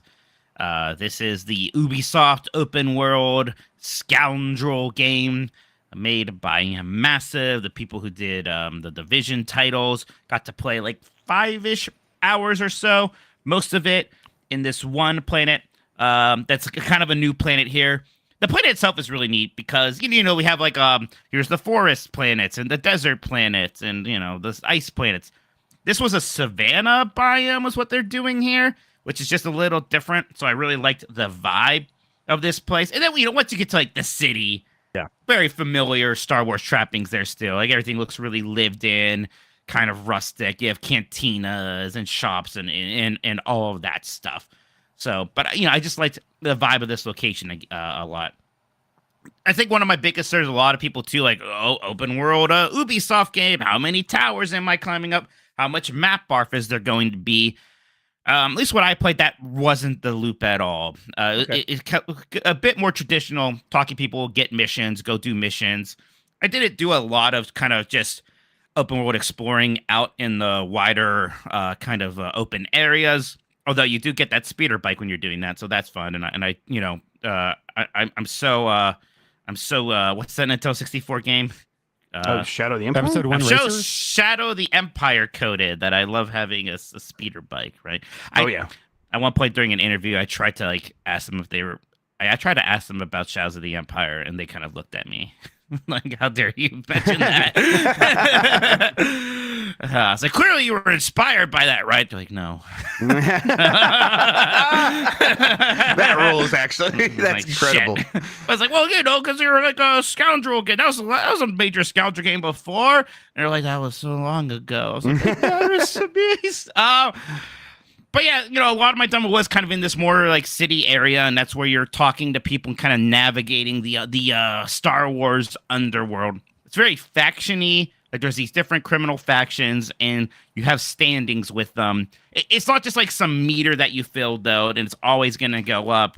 Like you do a mission, it's like, oh, can we pin the crime on the Hutts or on the Syndicate? And then the one's gonna like you more, the one's gonna like you less. If people like you more, you might get some discounts on their shops. You're able to just straight up go into their fortresses or their hideouts instead of having to sneak into them. If people don't like you, then it's hard to get access. And maybe eventually they'll even send bounty hunters out for you, that kind of thing.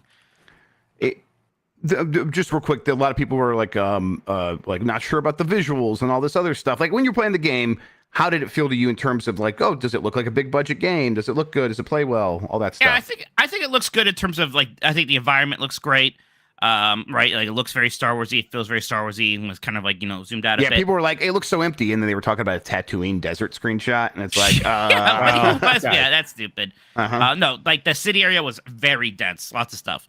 I think like character models generally look good, but things like facial animation, at least what I was playing. I mean, I want to say early build, but also this game's coming out August 30th. I don't know quite how much that's changing, but it's not like the greatest that stuff has ever looked in terms of like the quality of faces and the animation and things like that. The gameplay's interesting because at least again from what I was playing in this lengthy demo, more than anything I was doing stealth. Like that was kind of the primary thing here. Is a lot of, hey, you need to go to this place, And it's like, okay, I'm gonna watch these people's patrols and take them out quietly. You could do that by the good old fashioned memorize their routes and kind of pick your spots and just go behind them, maybe take a couple of them out. You have that little alien pet guy, Nyx, right? You could do things like have him go out to take a person out, or have him go out just to distract people. He can also go out and push buttons and whatnot. So, there's that mechanic that kind of spices it up a bit. But then, sometimes if things go wrong, you can still just use your blaster and, start blasting and use that to get out situations. And there are also times where it is just straight up like, no, you're just going to shoot the people here, no matter what. So from what I've gathered, Mike, no parkour, no bales of hay anywhere. No, none of that. In fact, like the jumping and whatnot is, again, it's not a major part of this game, but that never really feels super great, perhaps. And it can be a bit of that thing. And I even had this in the Jedi games, right, where it's like, what parts of this rock am I actually allowed to climb up of or not? A lot of times it feels like you're kind of cheesing things that maybe get up places you're not supposed to be, and it's like I'm not sure what the critical path is, that kind of stuff. Not a big problem. There was like a little bit of a jack of all trades, maybe master none thing that I worry about, because it's a lot of this stealth stuff. Now, does that stealth stuff ever feel as good as, say, in a Hitman? No, of course it doesn't, because this game has a million other things going on while Hitman is just doing that. But I think just the breadth of it all maybe makes up for a bit. Like, there's also spaceship stuff. Yeah, I was going to ask, pretty how fun. did that feel? Yeah, it actually felt pretty good. It's fun because you do like take off from a planet and you go into space. It's not quite the No Man's Sky thing. There's the obvious, you're going through the clouds to kind of do the transition, but it feels really good. And flying around in space felt nice. When you get into battles, it's that thing where they kind of have like the little like circle where it shows you where you should aim, so your shots do kind of track and hit them. So that was fun. It was like, oh, you need to go land on this Imperial station. You got to go do a mission in there. So just the idea of like, okay, this one mission is going to have me take off from the planet, like in orbit, go to the station, do something in there, and then go back to the planet. That felt cool. That made sort of the game world feel pretty big, right? Yeah, cool. That does. That sounds pretty promising. Like, so it does feel like she is existing in this world and it's a living, breathing world to a certain extent, or does it just kind of still feel very like, oh, you are going to be in this patch of events that we set up for you, and that's kind of like reined in or something? It's a little hard to say. Somewhere in between there. Like, again, it's not Hitman or something. Right. Sure. Right, like that. But, just being able to walk around, there are interesting things happening. Like, Sabak is a mini game, right? And we haven't had that before. That's awesome. I probably spent too much time playing Sabak. If people don't know, that's maybe like Star Wars blackjack, basically. Yep. And you get an idiot's array. Did you ever get one? But oh no! So like this is a variation of Sabak, so there's some slightly different rules and whatnot. But I did at some point learn them. But it's fun because it's like the Red Dead Redemption thing, where it's just like, hey, there's people playing this card game. You kind of go in there and play, and they do some kind of in character things there too, where you can send Nyx out to look at an opponent's hand and try to cheat for you, but maybe they'll catch you and you'll get mad. Or so there's also like horse races, but with Star Wars alien horses, and people are around a table and like holograms of them you see. So you could just like randomly bet on them. But at one point when I was in like some like the Pike Syndicate's headquarters or something, I found a data pad that was like, and the next race there's only gonna be one male, bet on him. I was like, oh, so like next time I was able to, I went to the race thing and I just did the max bet on the male and it won. So I was like, oh, this is a real crooked world, but I can use that to my advantage sometimes. That's neat. So that was something that kind of really neat. I really like that idea. Yeah, so that was like a little emergent thing that I thought was fun. Yeah. Okay. Final question, Mike. Do you think I'm gonna like it? It's hard to tell, Jeff, because follow-up question, Mike. Do you think I'll like it? Also, Mike, I am curious if I will enjoy this game. Interesting. It's gonna be Dan's game of the year. Okay.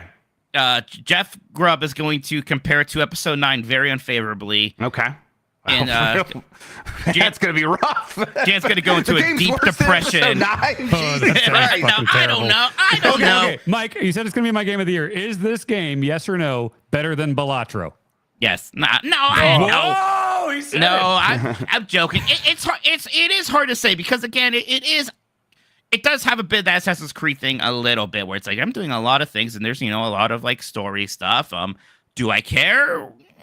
Maybe a little bit. Maybe I'd care more if I saw the story from the beginning because Okay. it was early on that I was playing, right? But I clearly missed an intro, and there were several characters that weren't a part of it yet, like that big clone droid person in the trench coat that we've seen in a lot of promotional materials. I wasn't really hanging around with that person a whole ton. Like, there's kind of a second demo where I was in that snow planet from episode 9, which I had to be reminded was from episode 9. Right. And he was hanging around there a little bit, but most of my demo was in this savannah planet.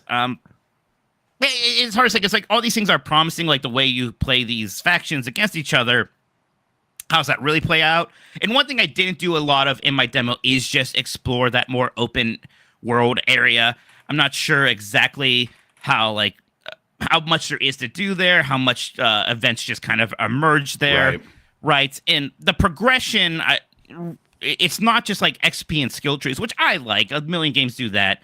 You kind of have these experts and you talk to them, and then they give you missions. And sometimes the missions are like, do this thing 10 times, and then you kind of unlock a new ability for your speeder or for your stealth and things like that. I didn't really get to explore a whole ton of that, but that could be interesting. There's a lot of factors here, right? Like the story does need to come together. You do need to kind of feel this connection with Kay, the main character. I think it's doing a good amount of things right. I'm an old fuddy-duddy, so the fact that it is taking place during the original trilogy is kind of important for me, so I'm glad that's happening.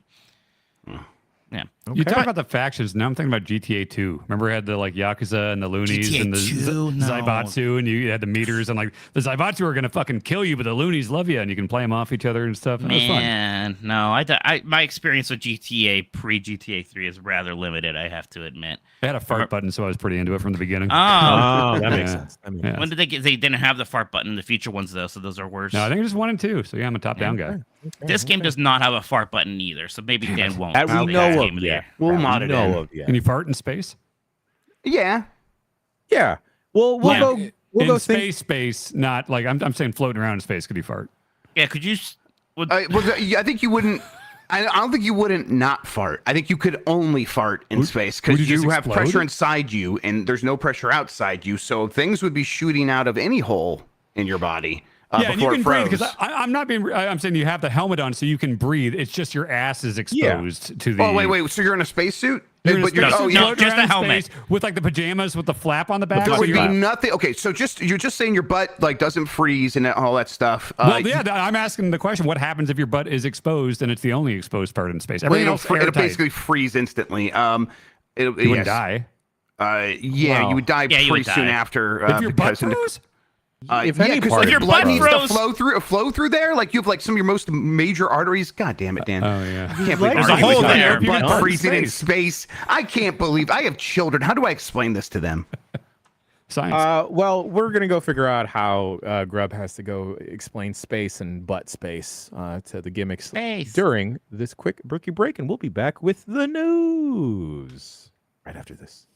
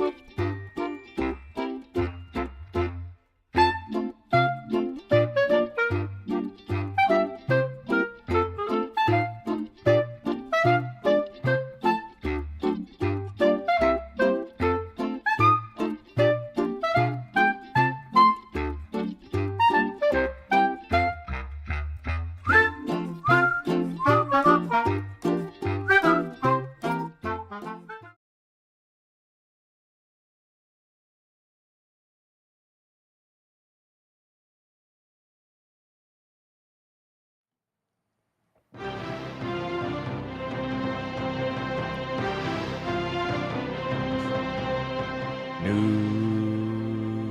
Jeff Grubb. But before we get to the news, I have a miscellaneous question of another thing I'm going to blindly want to get into. Should I pick up the bass guitar? Anyway, Jeff Grubb. Oh, you Not until you watch Star Trek. Yeah, Okay, well, yes, Star first. Trek. I'm sad that my Paramount Plus account got disabled. Sure, yeah, you can't pay for that. You got to just get that handed to you. Of course, I feel the same way. You know, I might just go to a thrift store and get all those DVDs somewhere. There you go. All right, let's go here. There was a really quick breaking story. We'll hit this one first from Relic Entertainment on Twitter. They say they have an important update. We have an important announcement for our players and fans. With an external investor, Relic Entertainment will become an independently run development studio. This is a huge change for us, but one thing that does not change. We want to create amazing experiences for our players. To our fans, we want to assure you we will continue to support our titles, including Company of Heroes 3. We are looking forward to the 1.6 update in April, loaded with new content and features requested by our community. We want to thank Sega, whose support over the years and guidance during the transition have been instrumental to our success. We may be out of Sega's business, but we remain friends and colleagues. We are excited about this next chapter for Relic, and we hope you all will join us in creating new experiences for our fans worldwide. This is kind of maybe the happiest ending you can hope for from Relic. Relic was one of those studios over at Sega that put out a game, it underperformed. Sega was kind of overreacting a little bit, or reacting maybe appropriately based on their financials. I don't know. They laid a lot of people off, like 240 people or something like that last year. And so Relic being able to escape out of that is good. That happened with Creative Assembly as well, right? Was Creative Assembly the one that left Sega? I'm trying to remember. Yeah, isn't this the announcement from March 28th? Is this yes, this March. Okay, someone put this in chat, and I'm like, what is this? Let me double check here. Okay. Got this email from Sega. Yeah, 29 minutes ago. Relic Entertainment is now in. Okay, so it's fully gone through, is basically what they're saying. Okay. Yes, so it's yes, that was Sega has now confirmed that they are fully independent. All that stuff has been shifted over to Relic. Yes, and previously opted in. Okay, yep, that makes sense. All right, let's get back to the news I actually wrote down here. The World of Warcraft development team has voted to unionize. Blizzard's World of Warcraft development team has voted to unionize, becoming the first wall-to-wall union at Activision Blizzard and the largest at a Microsoft-owned studio. If you're wondering, hey, wall-to-wall, didn't Bethesda just do that? I think that's just Bethesda inside of ZeniMax, so that wouldn't count as like fully wall-to-wall or something. I'm not sure. Would it be wall-to-wall at Activision Blizzard is what this is. Oh, yeah, that's right. Yeah, Activision Blizzard, different than, yes, Bethesda, right. They're all under Microsoft now, but Microsoft is telling all of these companies that are underneath them to recognize these. This one did get recognized, and that includes 500 team members that have now joined the Communication Workers of America, and Blizzard Entertainment under Microsoft has recognized the union. It feels like this is like really like taking on a life of its own, and a lot of these people at these studios are like, now's the time to strike. Well, not literally strike. Now's the time to get these unions up and at them. Now, I say that apparently this was in the works for like 3 years. The people at Blizzard have been trying to make this happen for a very long time. But it shows that like, hey, yeah, plant the tree 20 years ago, and now here it is, ready to go.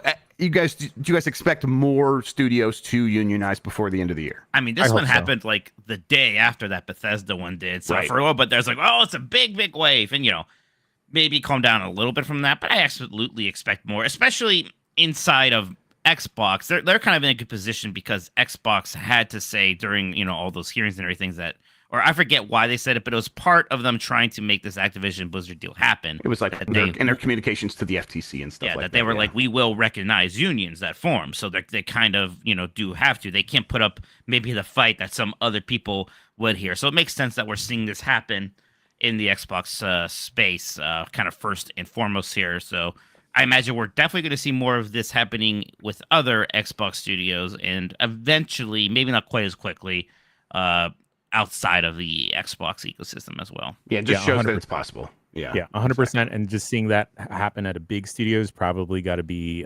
inspiring for folks at other places to try and get that momentum going wherever they're at as well. Especially also if you're another studio in Microsoft, it's just like, okay, who do we got to talk to here, guys? Yeah, and it's The kind of thing where like you said, Activision Blizzard was definitely like pushing very hard against this sort of thing, and then Microsoft comes in and changes that. I wonder though, it's like a lot of other companies aren't as bad as Activision, so I'd like to think a lot of these other studios will look around and be like, hey, maybe there's a chance we can make this happen. And what does this do for people working at the studios? It's the kind of thing where now they can demand transparency into how much people are getting paid. So people working at these studios can say, hey, I know how much you pay everyone else. You got to pay me that as well. That sort of thing. There will be maybe some more protections in the events of layoffs. It's not going to eliminate layoffs. It's not going to eliminate all of the volatility in video games, but it does give a little bit more power to the people actually making the games. Speaking of people looking for a little bit more power in making the games, SAG-AFTRA has called for a strike against major video game companies after nearly 2 years of contract talks. SAG-AFTRA has declared a strike against major video game companies starting on July 26th. This is after 2 years of unsuccessful contract negotiations. The strike involves 10 companies, including Activision, Disney, Electronic Arts, and Epic Games. The union is concerned about the use of artificial intelligence to the detriment of its members and demands fair compensation and informed consent for the AI use of their performances. So yeah, that's the kind of thing where they've been working with these companies for a long time. The company's like, maybe, but we're going to see what we can do with this stuff. That sort of thing. And voice actors do still feel like the most vulnerable because it's the kind of thing where you can do a whole performance. And then I remember like almost 10 years ago now, Adobe did a demonstration of, hey, and you have this long audio file, just edit the text in the audio file and it will make it sound like the person said that thing. And it's like, oh, okay, well, it would be unauthorized use of the performer's performance. So they want to have some control over that, and that is their lifeblood. So why wouldn't they want that? But that technology is already here.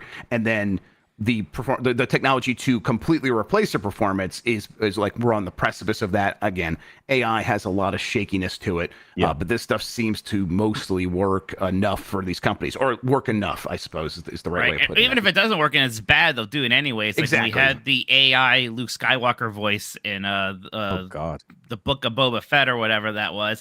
I think maybe not a permanent checkout, but I sure think that set me back quite a bit on caring about Star Wars. Yes, that was just hearing that emotionless CG Luke Skywalker talking to Ashoka and things. I'm like, oh, on top of that, like the announcers in the finals, and I really enjoyed that game. But like the AI announcers was always take me out because there was so much like awkward pausing when like they're trying to play it up as like dynamic commentators when it's like, and then the stole the trash. Yeah, it's weird that that's still bad. Yeah, because like NBA 2K figured out a long time ago with real people. It's been working well for a long time. So to have the AI not be able to do that well is like, wait, what's going on here? Why can't you figure that out? And you know, like even Nintendo used AI voice for Endless Ocean, that game right there. But that was probably like an old software voice, like you would get on Mac or something like that. So the point is, there's a lot of tools that could be displacing jobs for people that are doing performances. These actors are trying to stand in the way and get some rights to protect themselves in these instances. And this will set a precedent, likely, for the rest of the industry and how AI contracts are and what they look like for actors in film and on TV and all that stuff going forward, because that will be what happens next, you know? So it depresses me a bit that the hope here is to make sure that they just get paid when their voices are stolen and like get, you know, roboticized, and not to end it. I guess there's no stopping that train, but it's just, I don't know. It just feels like quality is going to go down, because of course it will, because of course you're going to lose that human touch and the artistry of it, right? And the passion and all these other things. I know this stuff's going to be part of the future. God, I hope it's not that much a part of the future. Fucking AI voice work. The good news is that there's been a lot of like investors waking up and going, hey, why isn't this? I gave you $1 billion and you've made negative $1 billion since I did that. Why isn't it making any money? And everyone with an AI is like, well, what if you gave me more money? Because then we could do the next thing we need to do. So that's like falling apart actively as we're talking. That's so weird, because it worked first with NFTs and it worked with the metaverse, and now this is the new buzzword. But this is the one that works, Mike. So of course it'll come together. Strange. I can't wait to see what's next. Yep. The Internet of Things. Let's bring it back. I work for the Game Cent. Yeah, man. That's right. Well, Game Cent broke two of you. But the Internet of Things is more powerful than humans. We've confirmed this. Yes. I watched a movie yesterday, and there was like 2 ads for Google's AI thing, and then I'm just wondering what the general populace is, like their feelings. Well, on no, AI. we know what the general populace feels like because there was just a study done by Upwork, which usually is like AI fucking rules. What's Upwork with you, man? I don't know. And they're like, okay, hey, it's been 2 years. Your bosses have said, hey, you need to use this AI stuff to improve your productivity. How do you feel about it? Do you feel like you've improved your productivity? And everyone's like, no, it actually has made it worse. And the person like writing about it's like, usually 2 years after a new technology is introduced, people are like, I don't notice it anymore. It's whatever. They have like neutral feelings about the new technology. In this case, have it be like a massive negative sentiment against AI in the workplace for regular people is like this really like this is weird. It should not be that way. Because it's being like forced on us. So like we all are forced to have opinions on it. Like Google's like, are the AI things the first thing you see? And it's often bad. Like we can see it's bad. I started Spotify. It's like, this is your AI DJ. I'm like, what the fuck is this? And it sucks. And it's like, it so obviously sucks. So yeah, like they're doing a great job of lowering the sentiment, I guess. The McDonald's drive-thru in Shawnee, Kansas was AI powered, and we ordered from it a couple times, and it was absolutely terrible, and everyone hated it. And so now it's a shoot person back in Shawnee, Kansas. Windows. So that happened at the Wendy's near me. Mm-hmm. Yeah, my McDonald's is like, hey, yeah, go ahead with your order, and I'm always like, I say nothing because I know I'm gonna wait for the human to be like, I need a second, and they always come like 10 seconds later. I'm like, yeah, I know, man, take your time, no problem, I get it. Like, it's not your fault, it's like this. So yeah, I think everyone across the board is kind of seeing that the promises of productivity improvements are mostly a lie. And where it can improve productivity was obvious, and it's already happened, and that stuff is built in now. So yeah, AI's got another uphill battle, just like NFTs did, and it'll probably fall back down in some ways. All right, Castle Crashers is getting new DLC 16 years after its release. This is pretty wild. Castle Crashers, a beloved side-scroller game from 2008, is getting new DLC called Painter Boss Paradise. This DLC will introduce new player and weapon artwork for all official characters, and a new character, Paint Jr. It also adds Steam Workshop functionality, allowing players to create and share their skins with the community.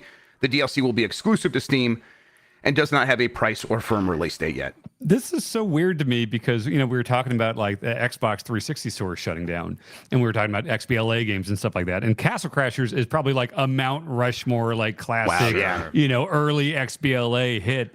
And so it's just weird that closed down, and then there's new DLC. This has to be. We should do that. Yes, let's do that. Okay, PCR this week. Yeah, all right, cool. You 3 are gone this week. Oh, okay. Oh yeah, he has that phone. Let's do next week. Yeah, this is it's weird, and part of me is like, why would they do this unless?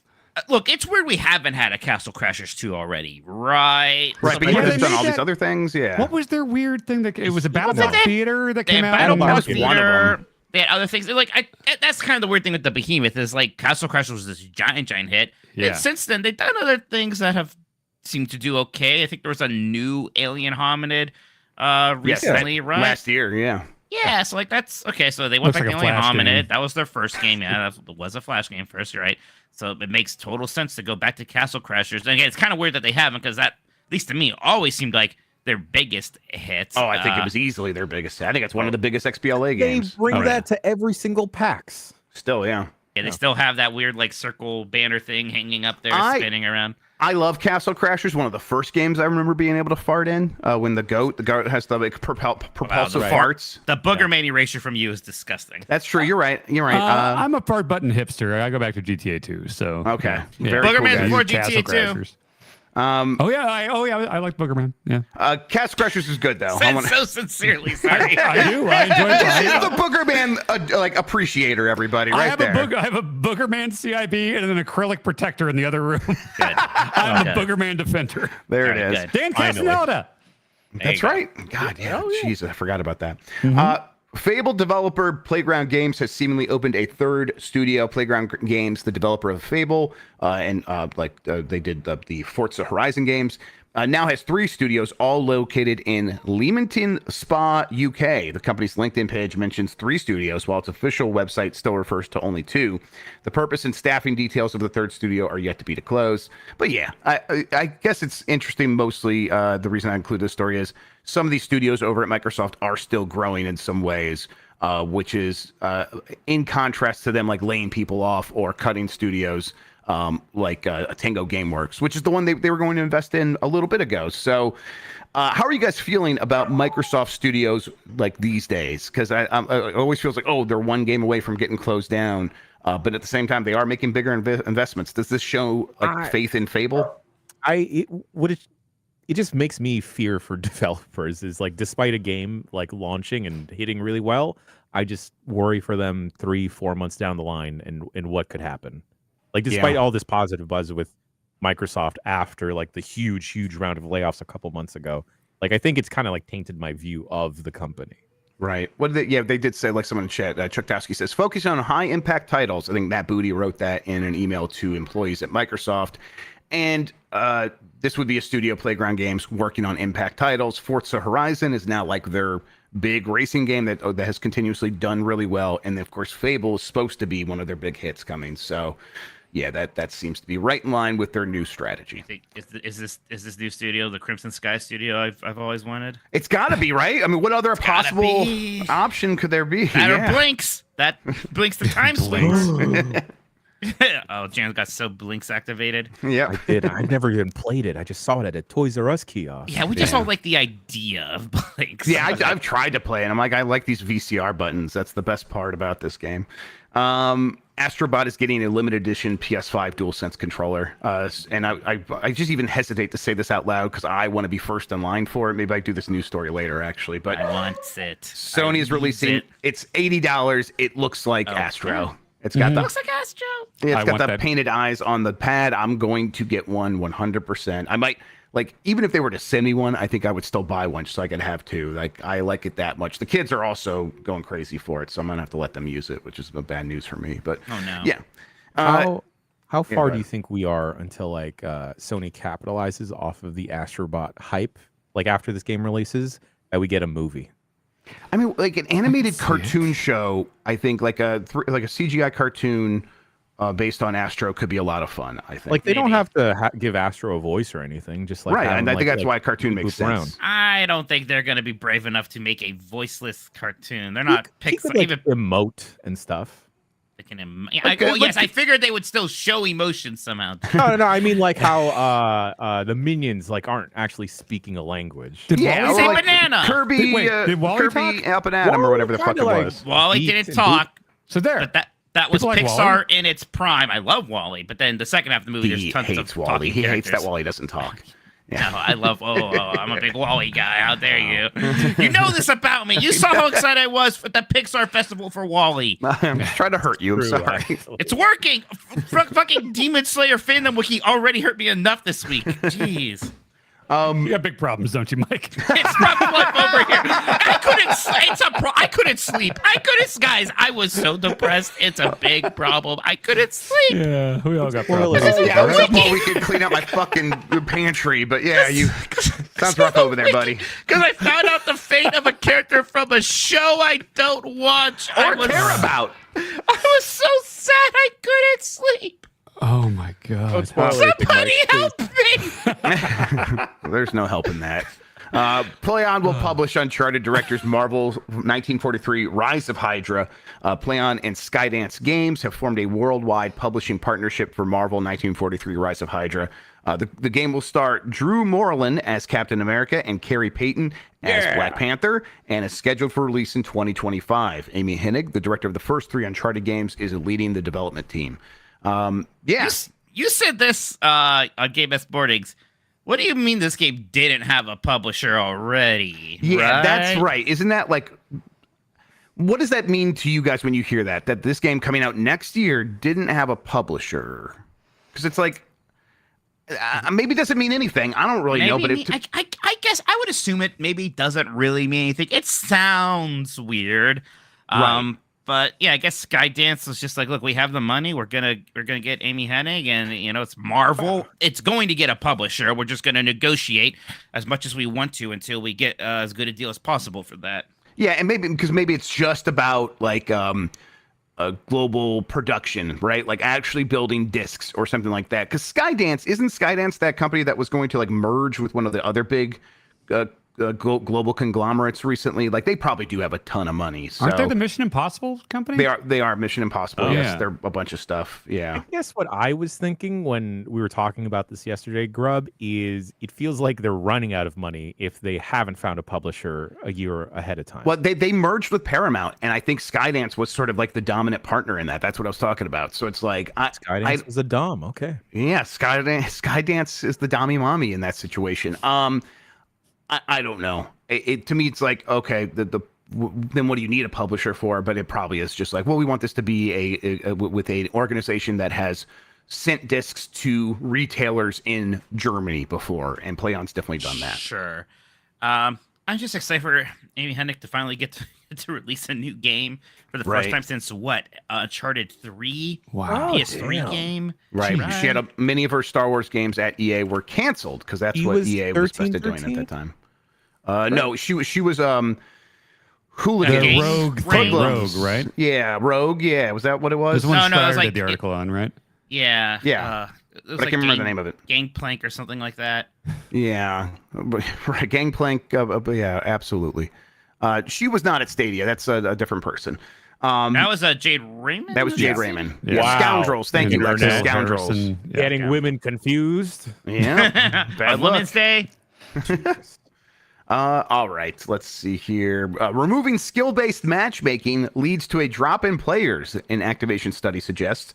First of all, have you guys ever heard the fervor against skill-based matchmaking before? I sure have. My understanding is yeah. mostly from streamers who get mad that they can't look like they're better at games because eventually they have to play people as good as them. So they can't do things like get 15 headshots in a single game, and they get mad.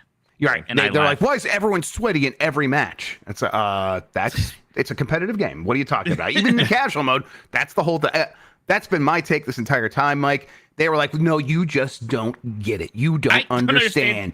I have no idea. Like, what do you mean you should be matched with people who are about as good for you? It's like, now it's sweaty. I'm like, what do you mean? Like, if you want to go play soccer, do you think the default should be that you play against the 6-year-olds? I get how that could be fun, I guess. Yeah, right. But clearly I feel unfair. bad after a while. Yeah, exactly. Right. Dan says no, he would not feel bad. Slam dunk contest. Yeah, definitely. Anyway, Activision secretly ran a study where they like turned it off, and it was like kind of A/B testing, where some people would get skill-based matchmaking and some people would get it turned off. And what they saw is everyone hated it when it was turned off. Oh. They played less. They would quit matches more often.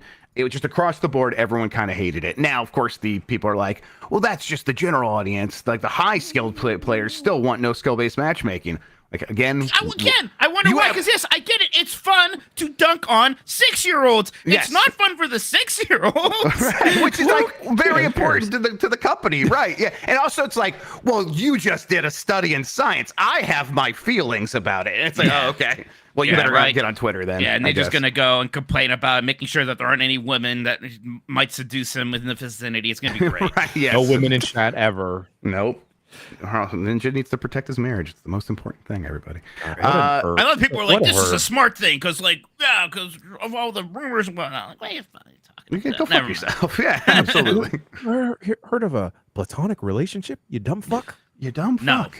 You can't be friends with women because they might seduce you. Yep, I'm terrified. What a dweeb. That's the correct word. All right. Paris 2024 is the first Summer Olympics in 30 years to not have a console video game. The Paris 2024 Olympics will be the first time in over 30 years that they have not had a game with one company or another. The last Olympics in 2020, the Summer Olympics, they had Mario and Sonic at the Olympic Games and Olympic Games Tokyo 2020. So they had two, and they were both from Sega. Sega must have dropped the deal, though, because they didn't make one, and no one stepped in.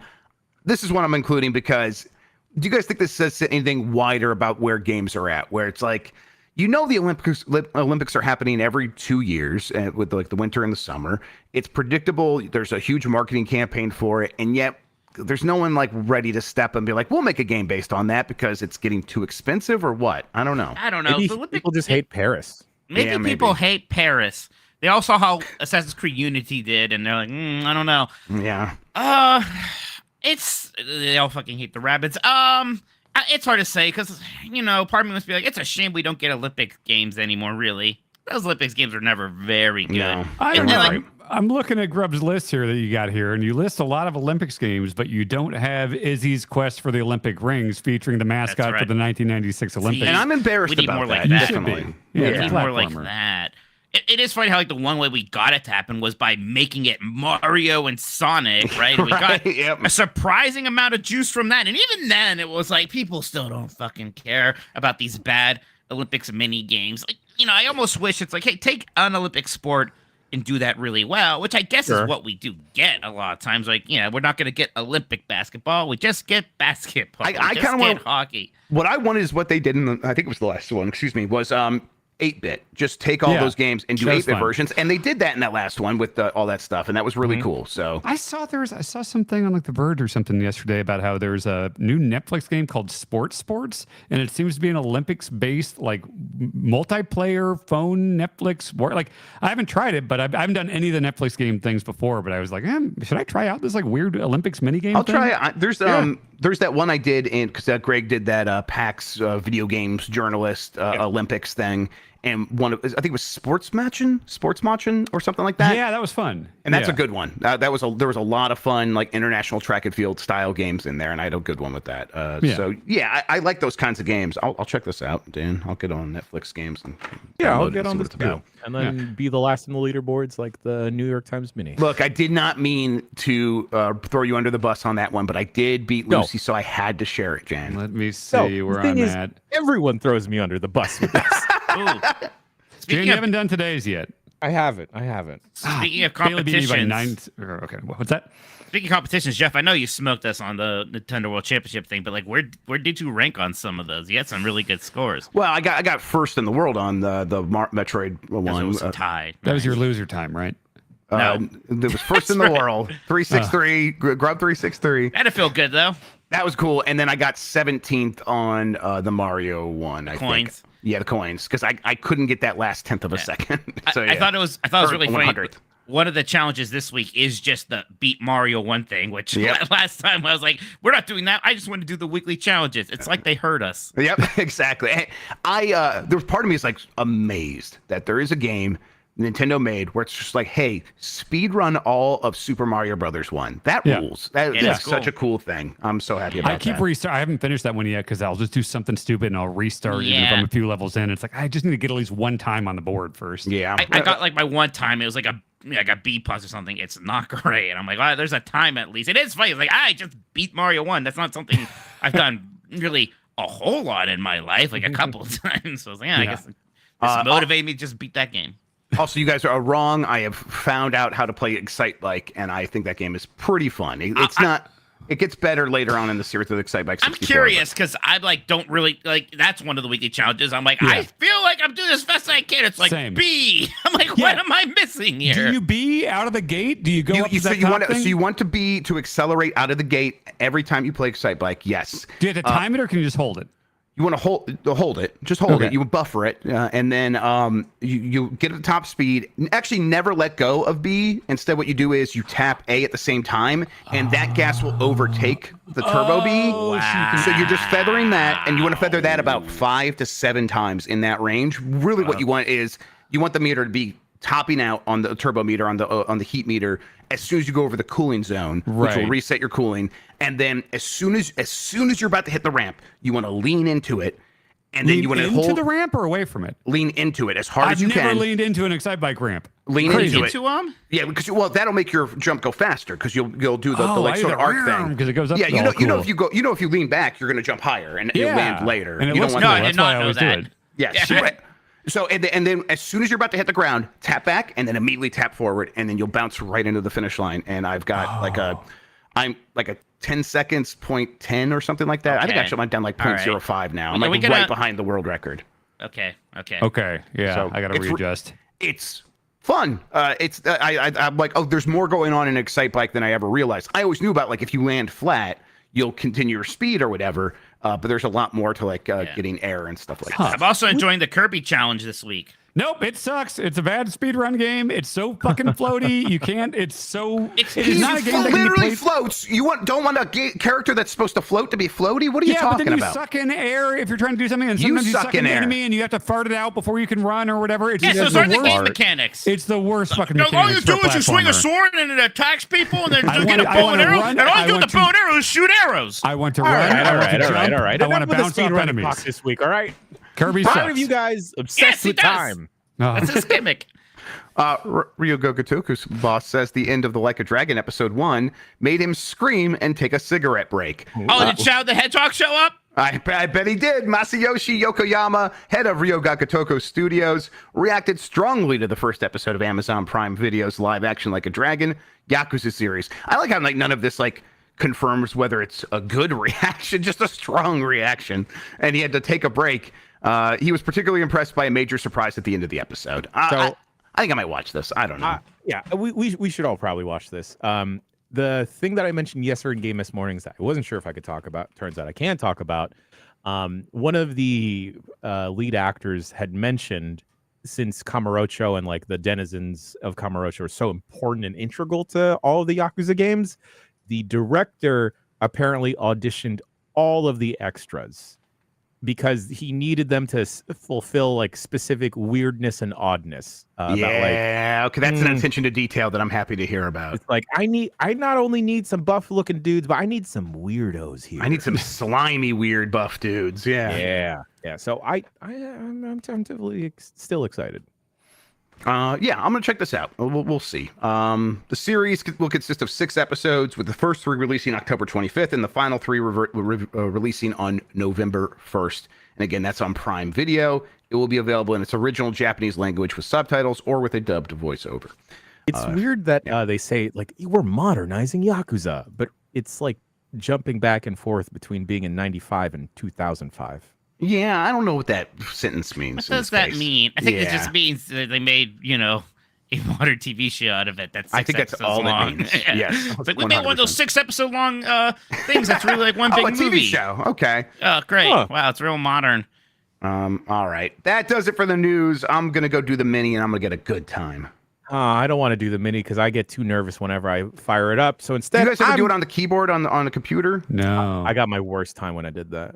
I Don't Don't do it it. and report how you did against me. No, I don't want to do that. I've done it a couple times. That's where I got my best times. I like that you could tab to the next answer. That's good. Oh, Sure, Tabby tab. Folks, we're going to take a quick break and go ahead and go do the New York Times mini while we come back with emails after this. Emails.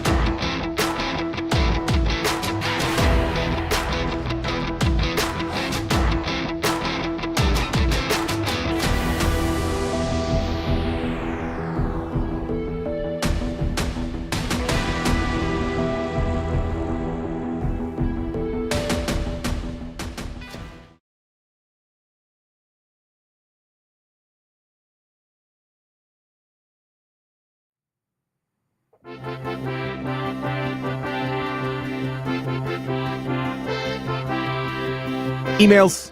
The mini sucks. I don't think we should do it anymore. Yeah, I hate it. I chose to not finish it out of protest. I'm on Puzzmo instead. Table salts chemical formula. NaCl. There we go. This What? You guys were leaderboard. doing nothing but talking about the thing for weeks. I never liked it. I did 55 seconds. Grub did 1:10. I don't want. Shut up. I'm not going to finish it. I'm not going to It was finish better it the other today. day when I did better than you. Okay, finish the story. I thought I did really well yesterday because I was like 3 seconds behind Bailey when normally I'm 5 minutes behind Bailey. But you were 7 seconds behind me yesterday, Dan. Well, Dan, all right. Okay. Mhm. You got me Bombcast involved here. Bombcast@giantbomb.com is the email address to send your emails to. You can send any and everything, whether it's fan castings about stuff, quandaries about things, suggestions you'd like to hear from us. Send them in. Bombcast@giantbomb.com. Emails. First email comes from Jeff from Connecticut. And Jeff writes about something very timely for us on the website. Hello. I've never played a Mario Party game. I don't really care for random bullshit, and Dan's shit-heel attitude about the games always turned me away from trying the series. What? That said, Jesus. I just wanted to try one that had a very good variety of fun mini games. Which one should I start with? I have a Wii U, a Wii, GBA, DS, 3DS, and Switch. Thanks, Jeff from Connecticut. Superstars on Switch. Yeah. Yeah. Mario Party Superstars, or like he just wants to try the fun mini games. Does Jeff from Connecticut want to play it with anyone else? Top mean, 100? What was that just, called? Yeah, just playing the mini games is kind of weird with Mario Party, and also just playing with yourself is weird with Mario Party. Listen, that's not the position of Giant Bomb. We're not going to shame you for We're playing with pro yourself. playing with yourself. Yeah. Beat it. You can, yes. Yeah, I guess you could beat Mario Party, yeah. I'm bony. Leave me alone. And that's a callback, everyone. We'll see you next There it week. is. That's a good one. The beast that beats all the N64 games, Mike. Does he just like do one? Does he just do like one round of Mario Party and considers it beaten? I forget what he did. He usually kind of like tries to find like what do I have to do to get credits, or if that's not satisfying, he'll usually do more. I think he played every board at least. Okay, man, that's rough. Yeah, I don't think he enjoyed playing it like that. Yeah. I mean, Superstars is already like a best of, and you can even set it to be like, I just want to play the 64 ones. I just want to play the GameCube ones. But like, Yeah, just I Superstars. leave it Get to everything, Superstars. even the later ones. Like they pick interesting ones from the later ones. Yep, agreed. Okay. Well, there you go, Jeff from Connecticut. Go beat it by yourself if you want, but beat it amongst friends if that's your prerogative. Just make sure you ask if it's cool. That's the next subtitle. Mario Party Circle Jerk. Okay, Mike. All right. We're Okay, we can dance around it all funny, but then you just You know, come I out. was just expecting something more subtle, so it just threw me off. That's all. You just said the thing. You just said the thing. I'm not a coward, is why. maybe Mario you Party should is penis things. whacking. Like, okay.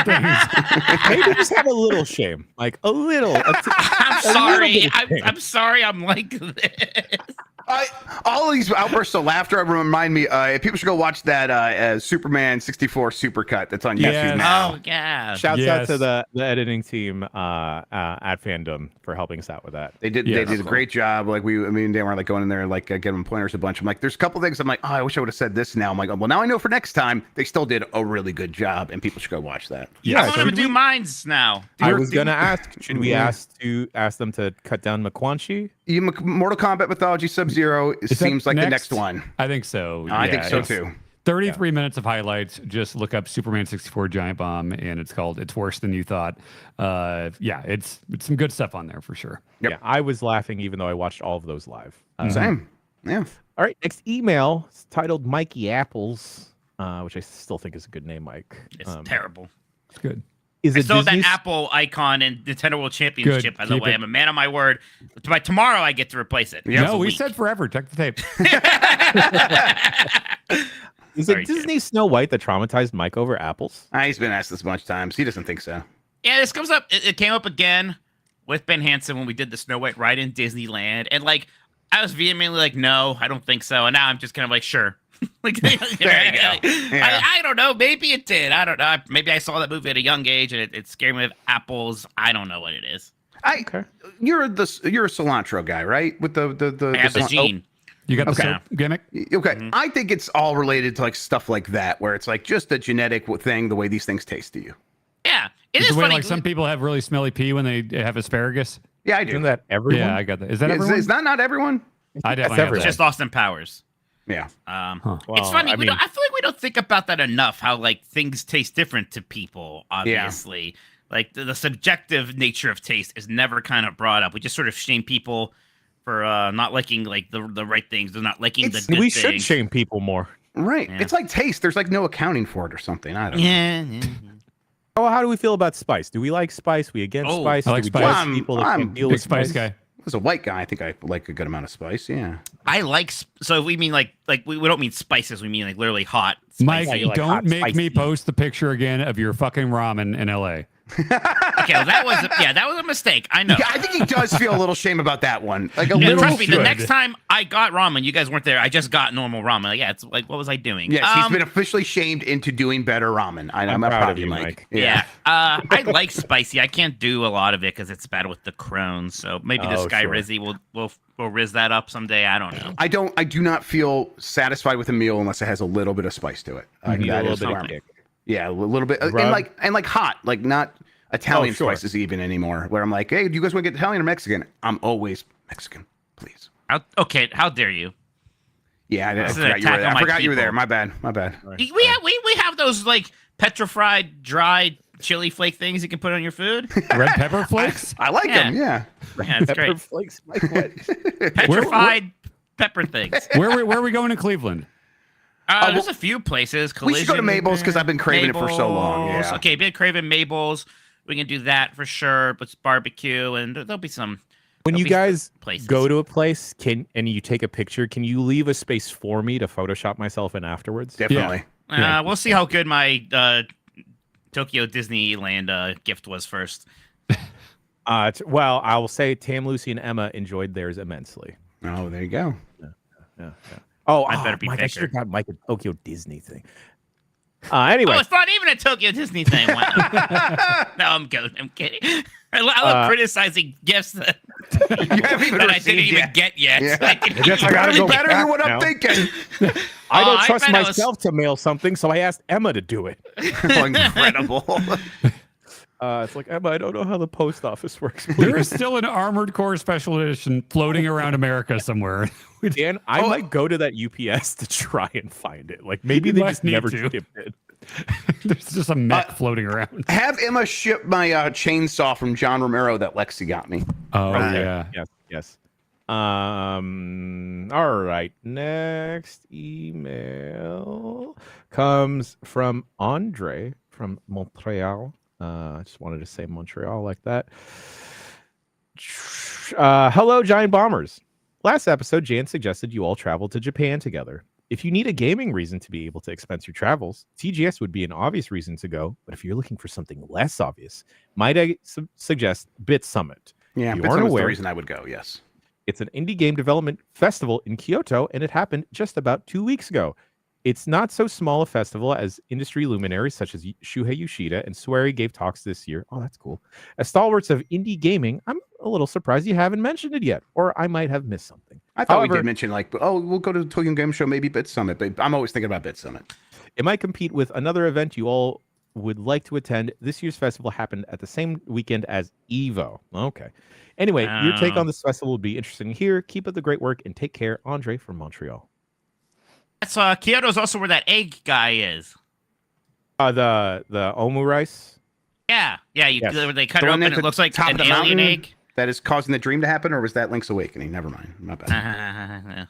Also, Yeah. it's also where I don't know. I hear Kyoto. I have a bad reaction because when I had my phone call from Nintendo talking about how I was in Nintendo jail. Oh, yeah. Like You the thing got a that got call? We yeah, just got thrown in the fucking hole. the thing I was specifically told was like Kyoto isn't happy about because that's where Nintendo's headquartered. I was specifically told. Kyoto. So like I'm kind of worried. China Like I'm don't gonna care. Kyoto isn't happy. Those are the two right there. I'm gonna get roughed up if I ever go to Kyoto. They I'm have not signs of welcome you. there. We did mention this, and I have heard from some folks over at 8-4 that they would show us around and would kind of. Shouts out to Gabe for Gabe, checking yeah. in on me all the time to see if I was doing okay and suggesting things to do / get. Hey guys, there are these wipes out there. They're better than dude wipes. I don't know what Shit. dude wipes are. these cooling wipes, I felt so refreshed. Jan, Are they I for your literally butt? have 2 packs on the way from Japan to my house right now. Are they Baby. for your butt? No, No, they're not for your they're going to butt. be for my whole body. Can I use them on my butt? I'm also getting some spray that like will cool you off as well. That Yes. Gabe was talking about on A4 Play and stuff like that. I'm For getting all. butt? This, For I butt? No, have. not for your butt. Butt spray. I Are we have. talking about butts or not? We're not We talking can talk about butts if you want. There's so much I don't cooling want technology it. in Japan because it's so hot there in the summer. I think I want to do a video about Japanese like personal air conditioning technology. I don't Guys, know. Also, I don't know how much this will appeal to you, but the sunscreen is so much better there than it is here. How What? can you Of course it sunscreen? appeals to us. Yes. I don't know how much you guys are often applying sunscreen when you go out, okay? Dan and I are bald. Wow. We have to, or we die. I only do it like I did it for the half marathon. I Jan, did it like if you're I'm out supposed for to like be an ally hours. to your white friends. You're supposed to make sure we put on sunscreen. That's what being friends with a white person is. After Universal, I've made it a point to tell you guys to apply sunscreen. Yes, exactly. I had to convince Nikki to put sunscreen on. Wait, Dan, you don't put sunscreen on that often? If I'm going to be out for like hours, like the only time I've done it in recent weeks has been when I did the half marathon. Like that's I if I'm did it for going the out July 4th weekend when we were at the beach a bunch, and that's. Yeah, I Yeah, if don't you're put gonna it be- on yeah. every time I go out. Sure. But like yeah, if I'm only going to be out for like a 30-minute run, I don't do it. Okay. Mike, you said you It's and hot. Dan. Do I look that much darker than you? I really don't think I it's do. just a matter of the baldness is just a special thing. That's 'cause fair. It just That's beats true. down Yes. on you, and it gets real red. It could be a problem. Yeah. You can like feel faint. and Yeah, I stuff. do wonder. Like, you guys don't wear hats for various reasons, and I'm always like, guys, hats, but you guys would just Well, do the. I got big- that giant bomb fishing hat thing coming in. Maybe that's Yeah, gonna be my yeah. hat. Yep. Yeah. Go to the giant bomb shot, everybody. You'll look like me, Mike Minotti, the guy who's talking about circle jerk. Says hatless man.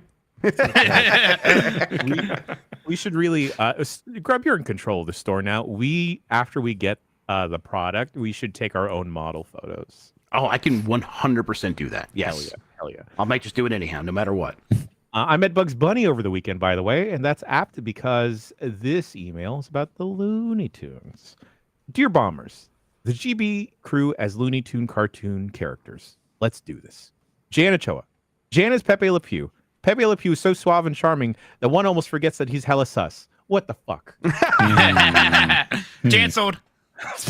Jeff Grubb. Jeff Grubb is the Tasmanian devil, an unstoppable whirlwind of directionless energy. And though I've never seen him eat, I get the sense that after like 3 margaritas, Jeff could Doesn't take that many. absolutely crush a plate of food like Taz is known to. It would be like a horror movie for chicken wings. Whenever Vinny talks about eating fast, I'm like, I bet I ate faster than you. Oh, that's a PAX panel right there. Yeah, I bet I do, because I just like hate eating, and I just want to get it over with as soon as possible. I think my dad could beat all of you. I don't know. Maybe. My dad would go hard. This one's accurate. Yes. I remember the energy in no direction. Yes. This threw Vinny for a loop. Jeff Grubb, how many jars of regulation peanut butter do you think you could eat in one sitting? In an hour. Okay, well, look, that's rough because that would glue the jaw shut. I mean, an hour. I could listen. I could do maybe 2 if I had to, but that seems crazy That's beyond hard. that. That's so many calories. It's, You would right? feel It's like so many shit. calories. I would feel like shit because of the sugar. It's all protein. I'm like, listen, if it's like a pizza, like that Domino's order that Vinny talked about that one time, I would do that same thing 100% easily. Yes. Peanut butter's rough. I don't know. We should just do 100 chicken nugget challenge next time. We know that the next Lander boys Actually, are going You, to. you guys want to get some of those have an issue. those boneless chicken wings in Ohio that have the bones still? Yeah, that got stuck in a man's throat. You didn't hear about that? The Ohio heard Supreme about that. Court ruled that boneless chicken wings can have bones. We're such a good And state. I had like 30 people tag me on Twitter, like, what the fuck? And I'm like, I'm sorry. Look, we didn't mean it. I don't know. We're sorry. I'm sorry I defended this state. You're right. all right, let's continue on. Turbo Sean. Turbo Sean is Go-Go Dodo. Oh yeah! Wow. It's actually, that's Sean. Yeah, that's a tall cartoon Oh, character. sure. Yeah. I like Yeah. that guy. Grayson is Fifi Lafume. Fifi is by far the most stylish and self-possessed of the Tiny Toons. Also, their first names are spelled kind of similar. Sure. I haven't thought about Go-Go Dodo in a long time. Yeah. No, I haven't either. think something. There was a Happy happening. Meal toy of Go-Go Dodo, a Tiny Toons one. well, like I It's love funny 'cause- Tiny Toons. Yep. Well, because Go-Go Dodo is the one Tiny Toon who I feel like was way more popular than whatever the Looney Tune version of him was What supposed to was be. the older version? There was one, Wait, because I remember isn't- looking it up once. Right. Okay. Timur Hussein, Tam is beaky buzzard, patient, analytical, and more than happy to benefit from your untimely demise. He also has his knife and fork out, and if you slip up just a little bit, he feasts. Jeff Baclar is Bugs Bunny. Bugs Bunny was a sardonic. Bugs Bunny has a sardonic sense of humor. Jeff Baclar has a sardonic sense of humor. Bugs Bunny's catchphrase is "Hey, what's up, Doc?" Jeff Baclar has a doctorate in hockey. Bugs Bunny does a number of racially insensitive impressions. Jeff Baclar's from New Jersey, so he probably knows what it's like to do that to at least a couple people. Mm-hmm. Mike Minotti's Porky Pig, much like Porky Pig. Porky Pig is polite, affable, and doesn't wear pants because he's always ready to go. He doesn't get the name Porky because he's a pig. This freakazoid doesn't have a ring on his finger, but he does have one on his wallet, if you know what I mean. Did I tell you guys about the Magnum condom? Your rings of power. Yes, I saw the tweet about it, and I was just like, man, oh, okay. Yeah, I did see that. I went to see Deadpool, and like before we went to the bathroom, and it was just covered in water. It was like water. What do you mean? Like on the dripping like from the walls? No, I don't know where it came from, but there was just a pool of it on the floor, and there's like one caution, like wet code. It just water everywhere, and then like one solitary unwrapped Magnum condom. It was unwrapped? No, wrapped. Excuse me. It was completely But that's an unopened, important okay. distinction. Yes. My important distinction, Because everybody. if I was saying it was unwrapped, I'm like, from an eyeball, you're just eyeing it, like, that's a Magnum condom. I know that one. It No, it you was saw wrapped. the label. Okay. It was wrapped. And yeah, All right. so I don't know. Like somebody had to be doing a funny with that. Somebody just like accidentally dropped their Magnum condom when they're going to see Deadpool. And I was like, nobody seeing Deadpool has a big penis. There's no way. Come on. I may have to wrap the show in a bit, but let's continue with his Why? email. No, there's Because just you're some here, stuff Mike. happening. Dan Record. This one requires a bit of a thought exercise, but Dan is Daffy Duck. I want you to close your eyes and imagine Dan's face covered in black soot after being shot with a blunderbuss. Now imagine Now we're Dan getting reaching now imagine Dan reaching up and swiveling a fleshy duck bill from behind his head onto his human face and slurping it into place. Yeah, I see it. I like Daffy. Yeah, Daffy's fun. I can see it. Like his DS game, Duck Amuck. Yeah. You and Ben Hansen. Oh, no, that's a great one. Mm-hmm. Scout is being very bad. Scout is being very bad. No. Scout, where'd it go? Scout, please. Scout. We're gonna have to get the crate out. All no. right, let's finish this email. Lucy James. Lucy is the Roadrunner for no other reason than I suspect she can do a good meep meep. Yeah, she could. I thought they put Lucy as the Roadrunner because of a long neck. Uh-huh. All right. Quickly, two more emails. Long games. This one comes from, I didn't write their name, but it's okay. Emailer writes in, hello, bombers. I'm flying to the Philippines with my partner for the first time in September and plan to use the combined 45 hours of flight time there and back to catch up on my Switch backlog. Please rank the following games from 1 to 5 on the Bacalar importance scale. Metroid Dread, Hollow Knight, Hades, Super Mario RPG, Super Mario Odyssey. Oh, wow. Odyssey's number 1. Odyssey's number one. one. Yeah. Dread is number 2. Yeah, Hollow Knight 3? I mean, Hades might Not be RPG. 3. Oh, maybe Hades is 3, Hollow Knight 4, and then 5 is Mario RPG. Yes, I agree. Super Mario I agree. RPG is 5.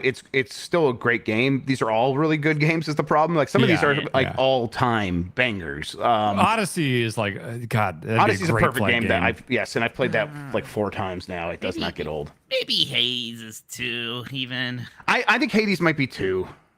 Wow. Or it might have to be 3. It's rough. Yeah. These are all very Hades good is games. good. I feel like I underrate Hades for how much I enjoyed playing it. Yeah. Yeah. I mean, I think but it's gonna be one of the gosh. most influential games once it's all said and done. Yep. I think Mario Odyssey is still probably the best game made in the last 10 years, though. So Oh, definitely play that. It's awesome. I could see it. Yeah. God, I want to replay that. Or should I just wait for Astro Bot? Oh, yeah. Yeah. Let me play Astro Bot and then we'll play Super Mario Odyssey. We'll find a reason. It'll be great. Okay. It'll be great. I do like how now that Dan has played Hollow Knight and likes it, that he has to pick something new to pick on, and I guess he's decided it's Kirby because I happen to defend it. I don't hate Kirby the character. I think the old Great. Kirby platform games, the namesake of Kirby, those games suck. Cool. Yes, Kirby's Well, been you're in wrong. good stuff. I think you're a dumb idiot. I would love to have a beer with Kirby. I just don't want to play his platformers. I just bet don't he's think he great. should be This president. is how. Yeah. This is how George W. Bush got elected. Damn it. Kirby's the George W. Bush of Nintendo characters. Oh no, let's not do that. A second Meta Knight has hit the tower. I don't know. Oh, my goodness. Looking for it. Yeah. Another don't get Waddle Minotti Dee. going with his loose change stuff. It's like, no, that was What is- the government. The U.S. government did that. to Loose Mike. change is 9/11 related. Okay, last email of the show. Hey, What is that killed Dan? What does it mean? It's your whole thing. Yeah, that whole sentence was very good. hey, y'all. Nathan from the Bay here, not from Water, Washington. In an earlier episode, you talked about strange phrases that enter your life due to the influence of media. I had the experience of using a baby's handful while DMing for my weekly game without ever realizing I was saying it. Everyone had a good laugh, but then it dawned on them what I just said, and a bout of confusion and giggles spread across the table. I had to explain where in the hell the phrase came from and give examples of how to use it in conversation. Regardless, the phrase has become one of my friend's new favorite things to say, and he truly loves how silly and descriptive it is. Slightly unrelated, but I was watching the latest episode of Grub Katana and heard the bit about them trying to convince Minotti to DM a game. I've been a long-time DM and would be up for the challenge of running a game for Grub, Dan, and Minotti, despite the utter terror I feel in my heart when I imagine Dan at the table. Just throwing it out there, and the off chance that this insane idea picks up any traction. Anyway, It's for not Grub's a bad sake, idea. I hope he has a baby's handful of Grub Katana left. It's been amazing to watch the bullshit, but I worry for his health. Love you. I can't believe people actually still like watching it. It's been so much Daikatana. Yeah, we're learning things about what audience will spend their time watching. And it's like it's something amazing does happen every episode. There was a point in what's the game I did, the bike riding game? Right. Yeah. Right Right Now now, lost where a little steam there. Yeah, it stopped. There stopped being new bullshit. This has had multiple new bullshit every time. Even that last episode, I made lots of proggies. I remember several times where it's like lots was happening. But this idea, I like this. If we were to do something like this, maybe we should bring in like a professional DMer, and we could all be characters in that story. I've done it with Austin Walker, and I still don't understand it. Yeah, yeah. I mean, it's kayfabe. We explained it to you. You get it. Like, just I know, keep but it to kayfabe. what end? What do you do? What are you trying to do? Okay, How do you well, win? you can ask that about questions- anything. Yeah, To what end? well, I think Bailey Yeah. brought this up when we were at Disneyland, but she could make us like a specific wrestling related journey or quest, whatever it is in D&D. The McElroy brothers do their D&D thing, and one time I just tweeted them like, hey, if you ever do a bonus episode, I would like do like a Sudden Death meets WrestleMania, and that was their first bonus episode. And Sudden they- Death, the Jean-Claude Van Damme movie? Yes, yeah, and the whole episode is about them trying to like find out a mystery that's happening at a fantasy wrestling event, and they named the main villain Jeff Eagle after me because that's Nice. yeah. Very nice. You my really God, are the we could Forrest finish Gump of our own games media. story. We could finish our own story and everything. Oh my God! Oh, Yeah, yeah. come up with the entrances and everything. Like, Yeah. it's- okay. Oh, speaking of Forrest Gump, Dan, next time I come into town and we go to the Mall of America, should we go to we've done the Rainforest Cafe. Should we do the Bubba Gump or the Margaritaville next? Margaritaville, because I don't really like seafood, or I don't know if I've really seen Forrest Gump. So, yeah, let's do Margaritaville. Did you have the Bubba Gump drink with us at that before we I went had a to? drink before Mario. Yeah. Okay, all right. Yeah. That was Never seen glorious. How did you live through the 90s and you didn't see Forrest Gump? I've seen like parts of it on TV out of order, so I may have seen it all at some point out of different days and stuff. But I've never just sat and watched Forrest Gump. I think I've seen Forrest Gump like 6 times by accident all the way Yeah, through. Wow. same. I've read a lot of like Mad Magazine and parodies and stuff of Hey, it. you get it then. Yeah, Forrest Gump has ruined the way I say the name Jenny to friends. Jenny. Jenny. sure. Jenny. Whenever I had to get like a gas generator at various places of Sure. work, it would be fun to say. Get the Jenny. All right. Oh. All right. What do we got going on this week, boys? It's like a normal substandard week, right? Yeah. Kind of. Kinda.